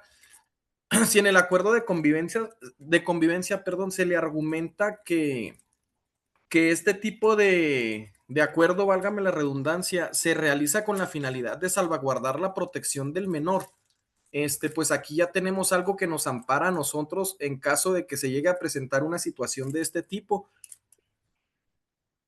Sí, en el primer punto donde les ponía yo que hay que aclarar el horario en el que somos garantes. ¿A qué hora se activan las guardias en la escuela? En mi jardín, a las 8:35 que se abre la puerta, se activan las guardias. Antes de eso, no voy a recibir a ningún niño porque no hay quien lo cuide, porque puede tener un accidente, pero porque también mi conserje es una persona súper honorable, pero también luego nos sucede que se voltea la tortilla y que lo que lo pueden acusar de cosas y no había nadie que viera. Entonces, entiendo la necesidad del padre de llevarlo antes, pero quien lo está exponiendo y quien lo está dejando sin que exista un adulto garante de su derecho es el padre. Entonces, por eso es importantísimo que ustedes aclaren en su acuerdo de convivencia y la redacción tiene que ser por eso ahorita le preguntaba a Fer, ¿cómo lo redactamos? ¿De 7:40 a 1 o hasta que se vaya el último niño? Porque eso de que se vaya el último niño, hermanos, la liga se estira, se estira, se estira. Y los papás dicen, bueno, si hoy me aguantaron hasta la 1 y mañana a la 1:10 y ahí me la llevo, hasta que terminamos entregando chamacos criaturas a las 3 de la tarde. Entonces, ¿en qué horario yo soy garante? Pues en el que marca mi hora laboral. Redacten súper bien eso para que también ustedes se puedan defender o proteger ante cualquier incidente que suceda en su escuela. Y luego, el acuerdo de convivencia nos sugieren que lo organicemos en rubros: salud y cuáles son los derechos y obligaciones, seguridad, comunicación, salud mental, corresponsabilidad de la familia. ¿Qué va en salud? Bueno, pues esta cuestión de que no pueden ir los niños enfermos porque pueden contagiar a otros. En estas enfermedades, por como ustedes lo redacten, incluyan la pediculosis. La pediculosis es una infección por parásitos, sus piojos, pero depende de cómo nosotros lo redactemos. Podemos ser alguien que discrimina porque tiene piojos o podemos ser alguien que protege su salud y que protege del contagio. Entonces, seamos muy hábiles con la redacción. La cuestión de la vacunación, los filtros que luego se aplican del gel, de la temperatura, estos niños que no pueden ir, porque todavía está vigente eso de los 3 filtros, el de la casa, el de la entrada y el del salón. Yo en esos momentos puedo detectar si un niño está enfermo. Llegan con las veladoras verdes hasta la barbilla, ¿no? Con los mocos escurriendo. El niño quería venir. Rojo encendido de fiebre, el niño quería venir. Ese niño ni me va a poner atención, pero además va a contagiar a los demás. Todo eso hay que redactarlo aquí. La seguridad. ¿Qué tenemos nosotros para garantizar la seguridad de nuestros alumnos? Pues ahí también podemos redactar de tal forma que hagamos hincapié en la importancia de llegar a tiempo a la entrada. ¿Por qué? Porque si el niño llega tarde, ya saco al conserje de lo que está haciendo o ya me salgo yo para ir a abrir y descuido otras áreas. El niño ya entró solito, el niño ya hay que llevarlo al salón y demás. Seguridad es, en mi jardín, por ejemplo, tenemos credenciales para recoger a los niños. Solo puede entrar una persona por credencial. Recoge a su crío y se va. No se pueden quedar a los juegos, no puede entrar toda la familia. No es kermés, es la hora de salida. ¿Por qué? ¿Y por qué lo digo así? A lo mejor hasta sarcásticamente, es porque luego entraban en bola hasta 5 o 6 personas a recoger a un niño. Y en la puerta es un estrés cuando los ves salir porque ya no sabes quién lleva a quién. O sea, sí entraron muy ordenados con su credencial, pero salen tan en bola que ya no sabes si llevan al suyo o llevan a otros. La comunicación, lo que les decía ahorita, cuáles son los medios oficiales de comunicación con las maestras y los padres. Y la cuestión de la salud mental, redáctenlo de tal forma que hagamos hincapié o que cobre relevancia la atención psicológica a nuestros alumnos, al que ejerce el acoso escolar, pero también al que es víctima.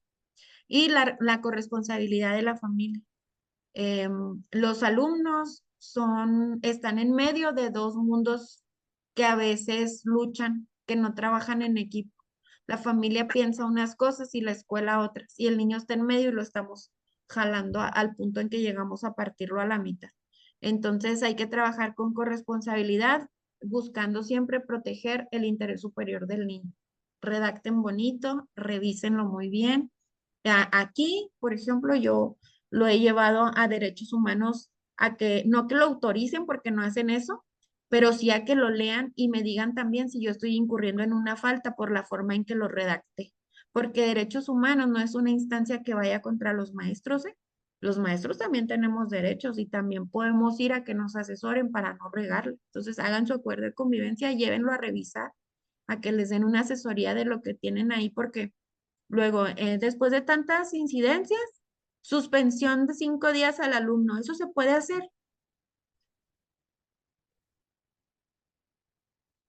No, ¿Por qué No, no? porque le porque está quitando su derecho a la educación. Ujú.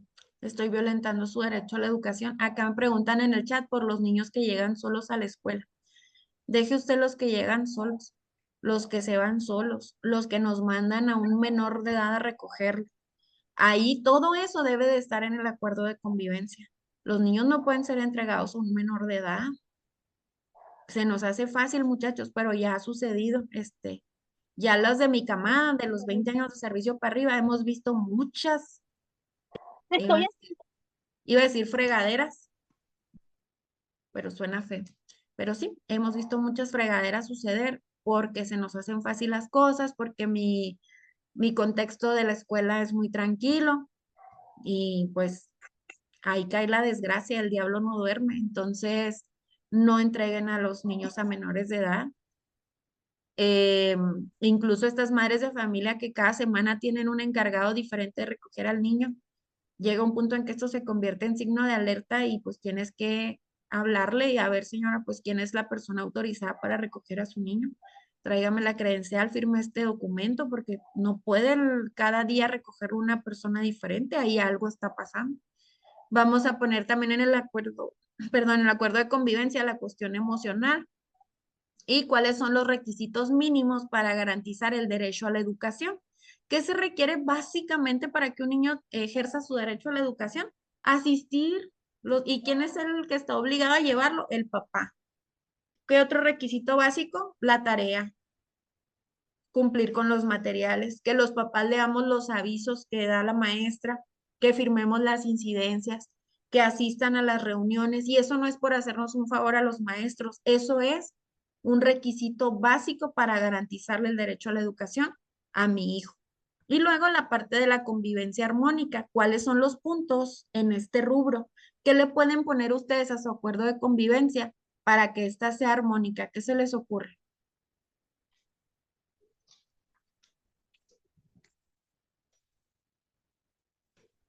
Hablen ahora o callen para siempre.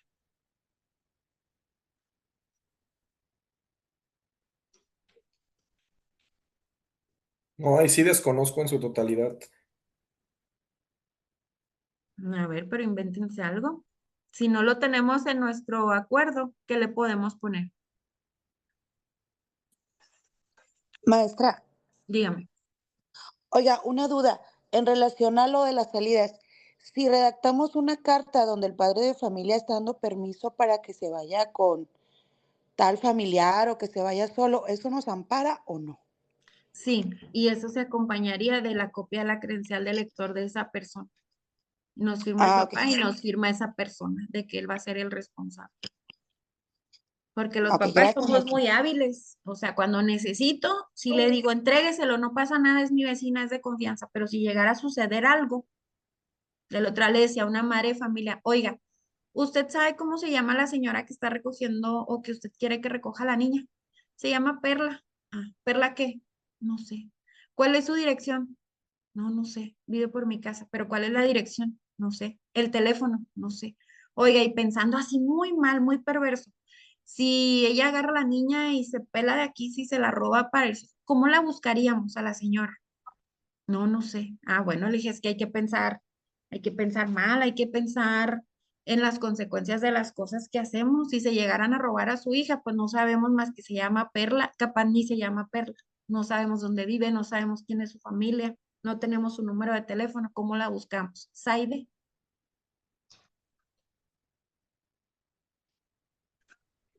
Por ejemplo, también para las salidas, si ya los grados mayores en primaria, si tenemos donde el padre autoriza que el niño se vaya solo y está firmado, también nos ampara.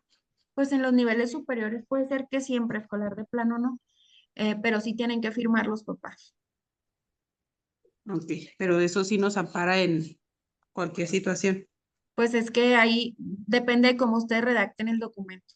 El padre de familia, ¿qué tendría que hacer ahí para eximirme a mí de responsabilidad? ¿Cómo lo tendrían que redactar? ¿Qué hace el padre de familia al firmar ese documento? Porque yo tengo mi hoja de información así de los alumnos y dentro de esa hoja de información viene las personas autorizadas para recogerlos y ahí siempre les especifico, si los niños se pueden ir solo, especifíquenme con su puño y letra de yo autorizo que fulanito de tal se vaya solo. Oiga, pero ¿cómo le suena? Yo autorizo a que mi hija Marifer se vaya solita caminando hasta la casa o yo asumo la responsabilidad, soy consciente de los riesgos que implica, guau, guau, guau, y firmo. ¿Qué le servirá mejor a usted en caso de una bronca? ¿Yo autorizo o yo asumo la responsabilidad y soy consciente de los riesgos que ello implica? Pues la segunda. Entonces, todos esos que tengan ahorita ustedes nomás con firmita y muy sencillos, cámbienlos, ampárense. Les digo, el diablo no duerme. Ok, gracias. No nos esperemos a agosto. No, ya el otro año lo hacemos. Porque quién sabe, todavía falta mayo y junio, cuando hace mucho calor y nos ponemos de malas y locos. Aumentar el número de teléfonos de contacto. En mi jardín teníamos 2, mamá, papá, tenemos 3, mamá, papá y alguien más. Y esta persona, el de derechos humanos, nos decía, es que si ponemos 4 o 5, ya ahí estamos acudiendo a la red de apoyo y eso nos ayuda a que los papás arreglen sus broncas entre ellos. Porque luego la mamá nos dice, maestra, a mí, a mi mamá o a mi hermana, al papá no le hable porque de él no quiero saber nada. Oiga, pero ¿quién están divorciados? No. Oiga, pero ¿quién tiene la custodia? No, pues es que no he hecho nada legalmente, o sea, todavía es como si estuvieran casados y vivieran juntos, ¿no? Pero no le hable, a él no lo mete. Y entonces la señora es inconsistente en la hora de salida, no lo recoge, el niño se accidenta y no me contesta, se orina y no me contesta ella, ni la mamá, ni la tía. Tengo que recurrir a esta red de apoyo y hablarle al papá y a la abuela paterna, y ya es bronca de ellos cómo se arreglan allá en su casa. Ya el papá le jalará las cuerdas y dirá, oye, ¿qué está pasando contigo? ¿Por qué no contestas? ¿Por qué no vas por el niño? ¿Por qué llegas tarde? Esa pelea es entre ellos, no nos toca a nosotros. Entonces, mientras no exista un documento que diga que la patria potestad, la custodia o demás está de un solo lado, pues eso también hay que hacérselo saber a los papás. Yo necesito 4 o 5 teléfonos para saber a quién hablarle. Si usted no me contesta, yo voy a recurrir a estos otros. Mientras usted no me traiga un documento que diga lo contrario, pues así son las cosas. Presentar el acuerdo de convivencia los primeros 10 días del ciclo o ahora al finalizar el ciclo se da a conocer a los que están inscritos actualmente y en agosto ya nada más se refrenda con los nuevos. Nos hacen la recomendación, chicos, de que cuando nosotros demos a conocer este acuerdo de convivencia, pongamos una cartulina.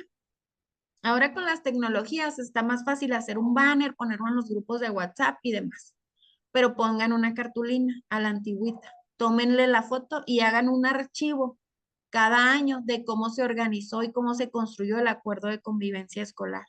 Tal día se publicó esta cartulina haciendo el llamado a la reunión. Se mandó por WhatsApp, se pidió confirmación con un like. Se hace esta reunión, tomen fotos de la reunión, hagan lista de asistencia y pongan a consideración el acuerdo de convivencia. Recaben las firmas de manera general. ¿Por qué?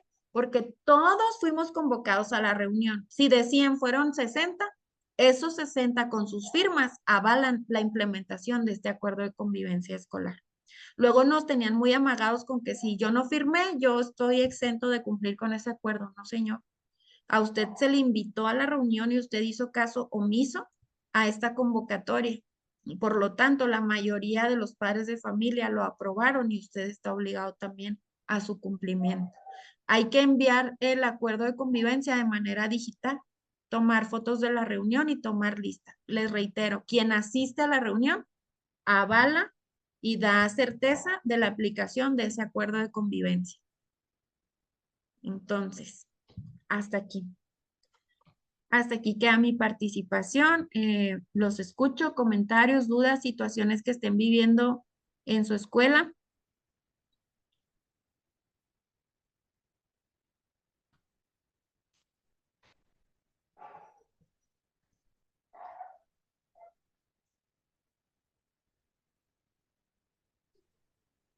Maestra, ¿puedo participar? Adelante. Maestra, si una madre de familia o padre de familia no firman el acuerdo de convivencia y el niño o la niña tiene una incidencia, pero no está firmado por el padre de familia porque simplemente no aceptó algunas de lo estipulado en el acuerdo de convivencia, ¿qué pasa ahí? Nosotros planteamos estas situaciones porque creo que en todas las escuelas se dan. Los papás pensamos que porque no firmo, estoy exento del cumplimiento de ese acuerdo, de esa normativa de mi escuela. Como yo no firmé, puedo llegar tarde, puedo hacer esto, mi hijo puede hacer lo que le da la gana.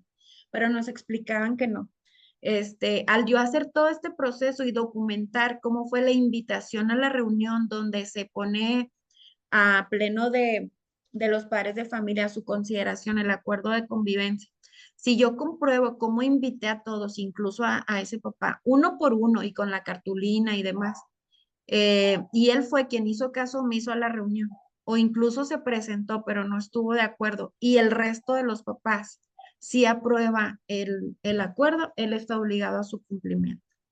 Entonces, eso no lo exime de responsabilidad, maestra. Con eso luego psicológicamente juegan con nosotros, ¿no? Los profes vivimos en el temor constante de que todos los papás nos firmen la hoja y de que hay que convencerlo y hay que explicarle o hay que quitar cierto punto porque ese papá no estuvo de acuerdo. Ya nos contaron que no es así. Incluso decían que con esas firmas y enviarles el acuerdo de manera digital sin necesidad de sacar las 50,000 copias, estamos bien, estamos cubiertos. Muchísimas gracias, teacher.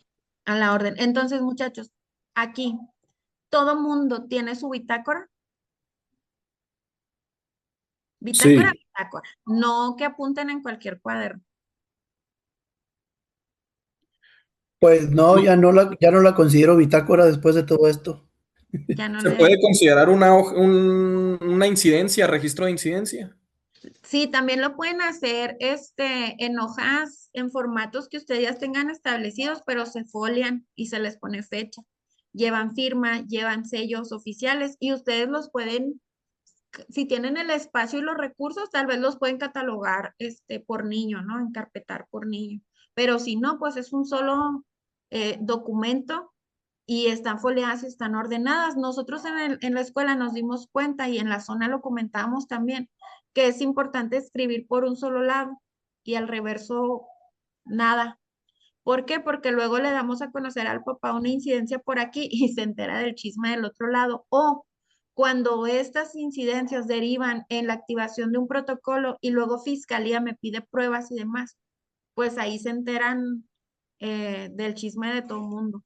O tengo que arrancar la hoja y resulta que al reverso venía de otro niño. Entonces, es en hojas individuales o si lo quieren engargolado o cosido, pero que nada más venga el caso de un niño en cada hoja. La redacción, les reitero, tiene que ser neutra. A veces la mamá ya nos tiene rebasadas o el niño ha hecho una tras otra, pero traten de ser neutros. Cuando se sientan muy rebasados, yo les recomiendo, profes, que antes de sacar al niño al salón, es mejor que se salgan ustedes y den un respiro profundo. O que le marquen a su director y digan, ven, auxilio, ven tantito antes de que yo cometa una tontería o me equivoque en mi actuar, en mi decir, porque eso me va a meter en broncas. Dice Jacqueline en el chat que si es conveniente que las incidencias se registren en las agendas de los docentes. Con esto que les acabo de decir, ¿qué opinan ustedes? ¿Un documento especial para bitácora o puedo revolverlo con mi agenda? Un documento especial para la bitácora, Así Sí, me aparte de decía. todo. Sí. Gina, perdón. Sí, especial. Antes yo lo hacía como que en un cuaderno y todo completo. Actividades, incidencias y todo, pero no, sí hay que hacerlo muy especial. De hecho, ahorita le comentaba yo a una de mis compañeras, a mí la directora me pidió una bitácora de hace 3 ciclos, 2 ciclos escolares, porque pasó un incidente con un niño que ahorita está en quinto y él entró en tercero cuando yo lo tuve. Entonces sí es también importante resguardarlas ahí en tu aula. conservarlas de manera ordenada, no las mezclen Claro. ni con su agenda, ni con su planeación, ni con el diario. El diario de trabajo y la bitácora son dos instrumentos diseñados para cosas diferentes. El diario de trabajo es para evaluar mi práctica y mejorarla. Y la bitácora es para hacer este registro que me ayude a documentar antes de llegar a la aplicación o a la activación de un protocolo, que me ayude a tener elementos para hacer fuerte el caso que yo estoy presentando, la denuncia que yo estoy presentando, para tener los antecedentes, para tener todo el caminito y no caer en omisión y decir, no, es que desde la primera vez que el niño hizo esto, reuní a la mamá, acordó llevarlo a la psicóloga, han pasado 8 meses y no ha ido, dijo que lo iba a llevar al pediatra y no, esos golpes continúan, todo, desde que ustedes lo notaron por primera vez. Entonces, también cuando un niño tiene un chorro de incidencias, porque ya nos ha pasado, el otro día me puse a hacer el resumen de una criatura y tenía 23 incidencias en lo que va el ciclo escolar. Que ustedes dirán, ay, 23 no son tantas. Pues no son tantas a lo mejor en número, pero en gravedad sí. Y entonces ya llega el punto en que tal vez sea necesario tener una bitácora específica para esa criatura. Un cuadernito nomás para él. No vamos a comprar 25 cuadernos, uno para cada alumno, pero sí, desafortunadamente, cada ciclo hay 2, 3 niños que nos drenan toda la energía y que luego no hayamos ni dónde apuntar, pues hay que tener su librito. Rebeca Alejandra, si hay una incidencia y se activó el protocolo y en los acuerdos se quedó llevarla a psicología, ¿es necesario que me lleven el reporte de psicología o con activar el protocolo? Si nosotros tomamos el acuerdo de que la mamá lo iba a llevar a psicología, luego la redacción de estos acuerdos quedan muy abiertos. La mamá, acuerdos y compromisos, acudir a terapia psicológica. ¿Qué clase de acuerdo es ese? Un acuerdo así bien medible tiene que decir en qué plazo. A más tardar el 30 de abril.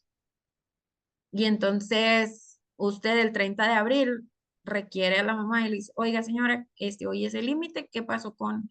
Trae sellado de la psicóloga, trae, en mi escuela, por ejemplo, les doy como estas hojas que dan en el catecismo, les ha tocado, que las llevan a la misa para que el padre les selle que sí fueron a la misa. Pues nosotros le hacemos así con la terapia psicológica, con la terapia de lenguaje, con el pediatra, con el especialista. O nos trae la receta o nos firman esa hojita de cada vez que va a la terapia. El sellito y la firma del psicólogo o del terapeuta y las observaciones o los comentarios que nos quieran hacer. Y esa hojita va y viene de la terapeuta hacia la maestra, porque claro que nosotros tenemos que darle seguimiento. Activar el protocolo hará que el DIF, CIPINA, la Subprocuraduría de la Defensa del Menor y demás le den seguimiento, pero yo como maestra pues también lo tengo que hacer. Entonces en la redacción de acuerdos pongan hasta cuándo. El EQ tiene su mano levantada hace mucho y yo no la dejo hablar. Muchas gracias, maestra. Gracias por, perdón, por los aportes, maestra. Nada más sumar un poquito aquí en referencia a que el protocolo en el 2025 se suma lo que es la violencia digital y creo que esto es muy vigente, muy actual y podríamos también pues ahondar en eso, ¿no? Nosotros que estamos ahí como docentes. Y otro punto que me gustaría también comentar es en referencia al término, que recuerden que lo que registramos son incidentes porque las incidencias, pues es la frecuencia, ¿no? Con la que se presentan estos incidentes. Entonces, nada más, pues sumar en este término con mi comentario. ¿Sale? Gracias.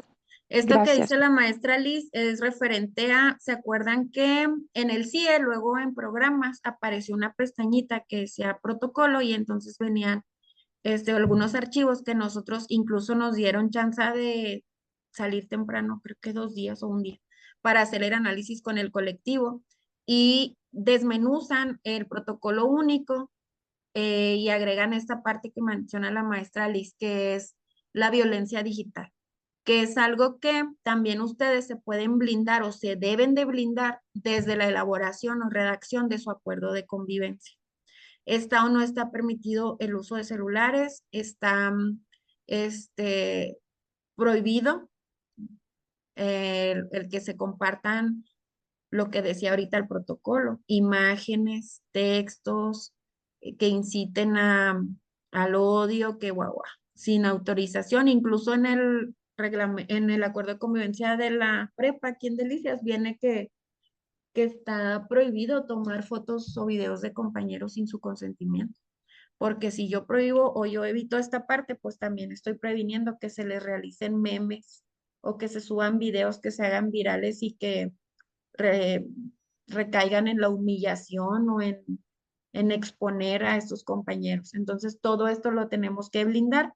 Tiene mucha razón, maestra, como yo soy educadora y mis niños todavía no entran a la violencia digital, pues estoy como todavía medio blindada en esa parte, pero sí, en los niveles superiores donde los niños ya tienen acceso a las redes sociales, al uso del celular, no solo para ver YouTube Kids ni estas cosas, sino ya para memes y demás, nosotros tenemos que blindarnos y establecer esto desde el acuerdo de convivencia.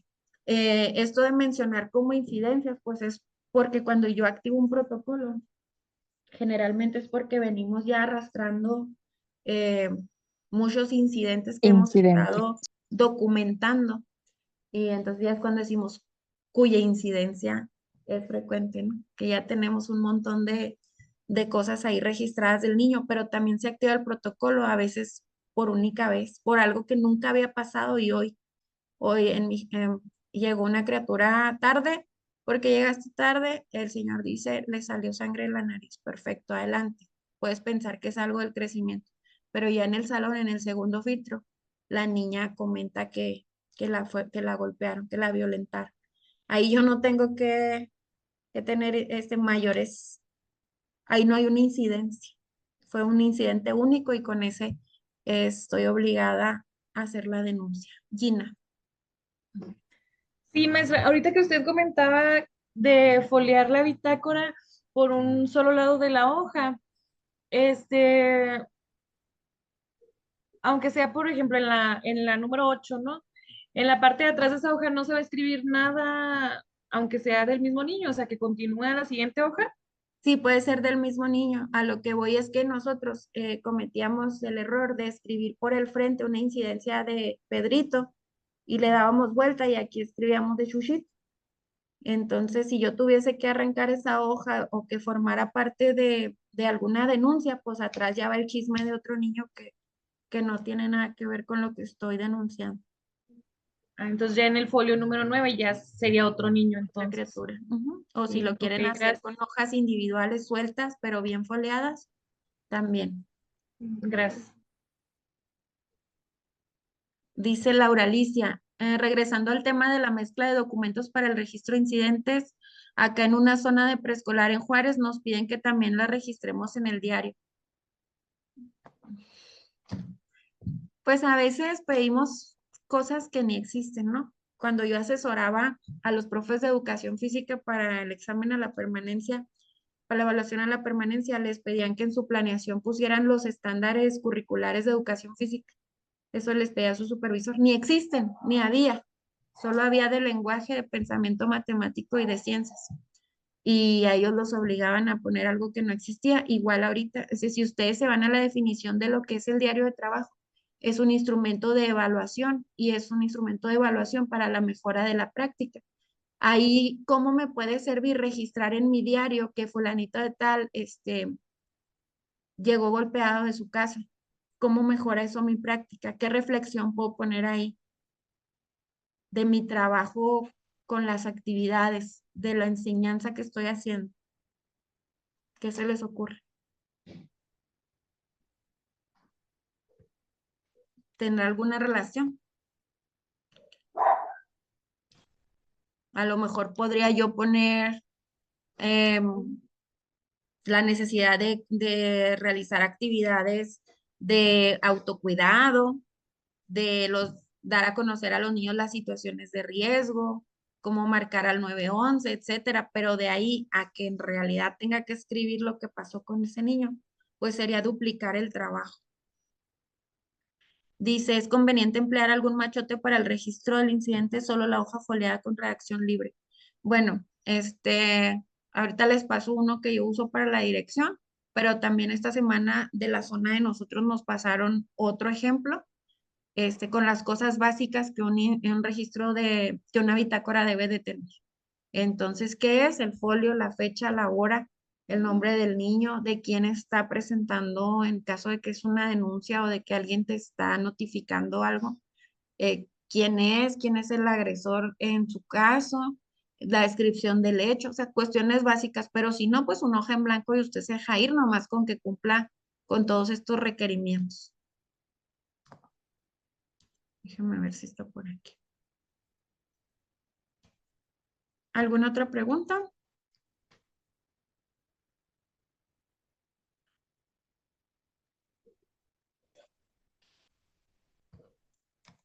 A ver, maestra, yo tengo una duda. Adelante. Aquí hay algo por medio de, pues no del protocolo de escolar, pero sí del acuerdo de convivencia, ¿se puede hacer algo para los papás que confrontan muy seguido a otros padres de familia? Yo creo que en nuestras escuelas, en todos, ¿verdad? Tenemos ese padre de familia conflictivo que confronta al papá de fulanito porque le robó el lápiz o porque se le perdió a su hijo tal cosa, algo que nos pudiera ayudar a nosotros o darnos una herramienta para, pues, para acabar con este tipo de prácticas de parte de los padres de familia. Sí, en el acuerdo de convivencia, acuérdense que estaba la corresponsabilidad de las familias, pero también podemos poner un rubro que es convivencia armónica. ¿Qué se necesita para tener una convivencia armónica en la escuela? Y entonces aquí está dividido nuestro acuerdo en tres cosas importantes, en tres actores importantes, que son los padres de familia, que son los alumnos y somos el personal. ¿Qué obligaciones tienen los padres de familia? Dirigirse con respeto hacia cualquier persona perteneciente a la comunidad escolar dentro y fuera de la escuela. Y entre ellos incluye alumnos, padres de familia y docentes. ¿Cómo los papás se dan cuenta quién es el que le quita el lápiz o quién es el que hoy le pegó? La mayoría de las veces es a través de esta bitácora, de este registro sistemático que hacemos donde le pongo. Hoy Fernando le quitó el lápiz a Elena. Hoy Fernando le pegó a Elena. Entonces, yo sí le tengo que dar a conocer al padre de familia la agresión, pero no necesariamente le tengo que decir quién fue. Al otro papá, al de Fernando, que en este caso, ya te puse ejemplo, que Fernando fue el que se moqueteó a la niña, pues a ese sí le tengo que decir, ¿verdad? Los papás luego agarran mucha información que nosotros mismos les proporcionamos. Y aquí quiero hacer hincapié, perro no come perro, pero maestro siempre come maestro. Cuando sucede algo en las escuelas, los principales en soltar toda la sopa y toda la información somos los compañeros. ¿Qué dice el Código Administrativo respecto a eso? En el artículo 106 dice que nosotros tenemos que guardar discrecionalidad de todas las cuestiones de las que tengamos conocimiento como parte de nuestro trabajo. Entonces, si yo sé por qué se activó un protocolo o por qué tal maestra o maestro está metido en broncas en mi escuela, el mismo código administrativo me limita y me detiene para que yo no lo ande contando, pero además mi ética y demás, o sea, ¿por qué tengo que andar contando lo que sucedió en mi escuela en otras?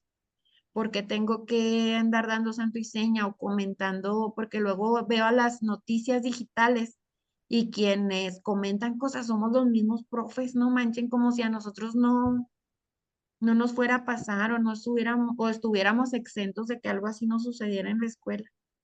Les damos el camino, no les pasa que luego decimos, no es que este papá ya fue a fiscalía, fue a derechos humanos, fue a la inspección y fue a la oficina de atención a padres. ¿Ustedes saben dónde está la oficina de atención a padres? ¿Han ido? No. No, pero hay papás que saben. ¿Por qué? Porque alguno de nosotros que sí se sabe el camino le enseñó. Vaya y haga y diga y escriba esto y háblele a tal y háblele a tal. Cuando a veces, o sea, nivel la tenemos en el entierro.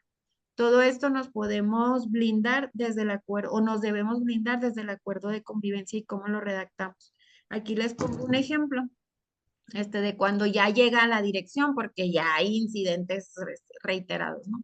Fecha, folio, el alumno, grado, grupo, docente, lugar del incidente, y luego lo tengo así porque ya nada más palomeo para no estar escribiendo. ¿Qué fue lo que sucedió? Agresión física, enfermedad, daño material, vocabulario inapropiado, accidente escolar, omisión de los padres, inasistencias reiteradas, faltas citatorios, otro.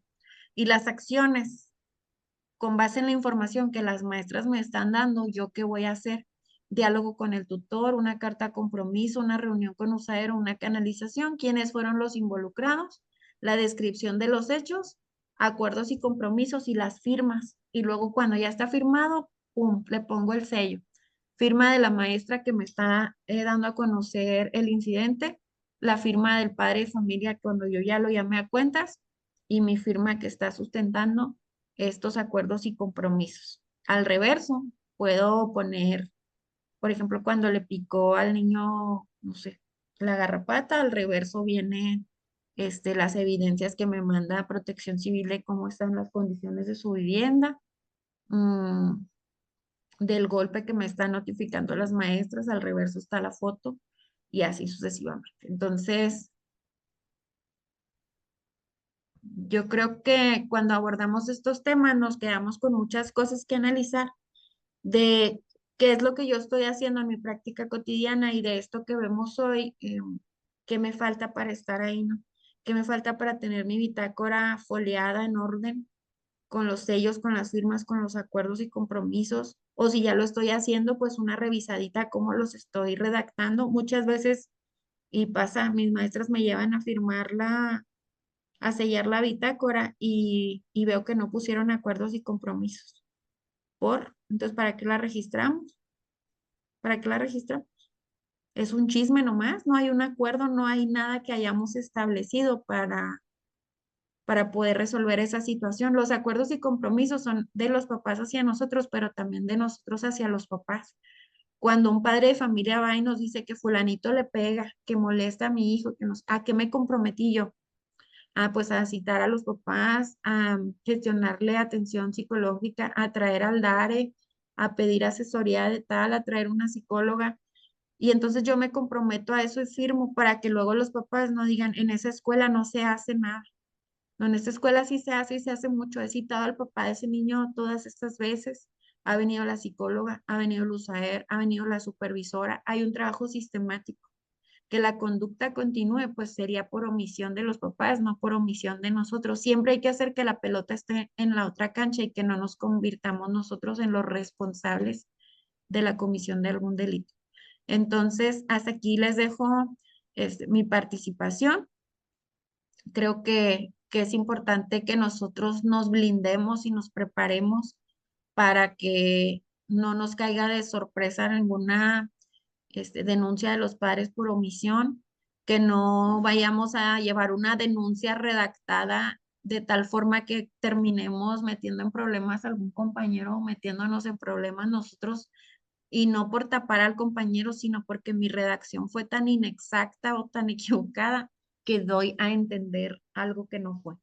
Entonces, quedo a la orden, Fer. No sé si quieras hacer un comentario para cerrar. No, maestra, solamente de nueva cuenta para agradecerte el tiempo que nos brindas aquí en esta asesoría, tanto a los maestros de la comunidad escolar de acá de la 2118 como a todos los aquí presentes. Gracias porque nos brindas una herramienta para poder nosotros defendernos en caso de ser necesario y hasta asesorarnos entre nosotros mismos. Y luego, gracias, Fer. Y eso es importante, esto que menciona Fer, asesorarnos entre nosotros mismos, porque yo me la paso dando cursos y analizando el protocolo, pero la primera vez en este ciclo que me tocó activar un protocolo, parecía gallina sin cabeza. Aunque sabía lo que tenía que hacer, para mí era un mundo ir a denunciar a un padre de familia, se me hacía algo irreal. Y entonces quieres escuchar, ¿no? Que otra persona te diga, sí, sí es así, sí, sí va así el anexo 1, sí, sí va en un sobre amarillo, aunque tú ya lo sabes. O sea, necesitas a veces que otra persona te dé la palmadita y diga, yo te llevo cigarros al bote si te detienen, o si la riegas. Cuando ustedes tengan alguna situación así, pues siértanse en la confianza pues de acudir a nosotros, de preguntar, de pedir. Yo ya los tengo digitalizados, lo del protocolo, el encabezado, el oficio que se entrega principal, el anexo para ya nada más escribir de volada y ping pong papas, lo que lleva cada sobre y cómo se entrega, a quién se debe de entregar. Siéntanse en la confianza de preguntar y de pedir asesoría. A veces, y siempre creo, la frase que les digo en la comunidad es que solo deja de aprender el que cree que lo sabe todo. Entonces, cuando uno se siente Juan Camaney, empieza a cometer muchos errores. Más vale corroborar con mis compañeros o con mi autoridad inmediata si lo que estoy haciendo es correcto.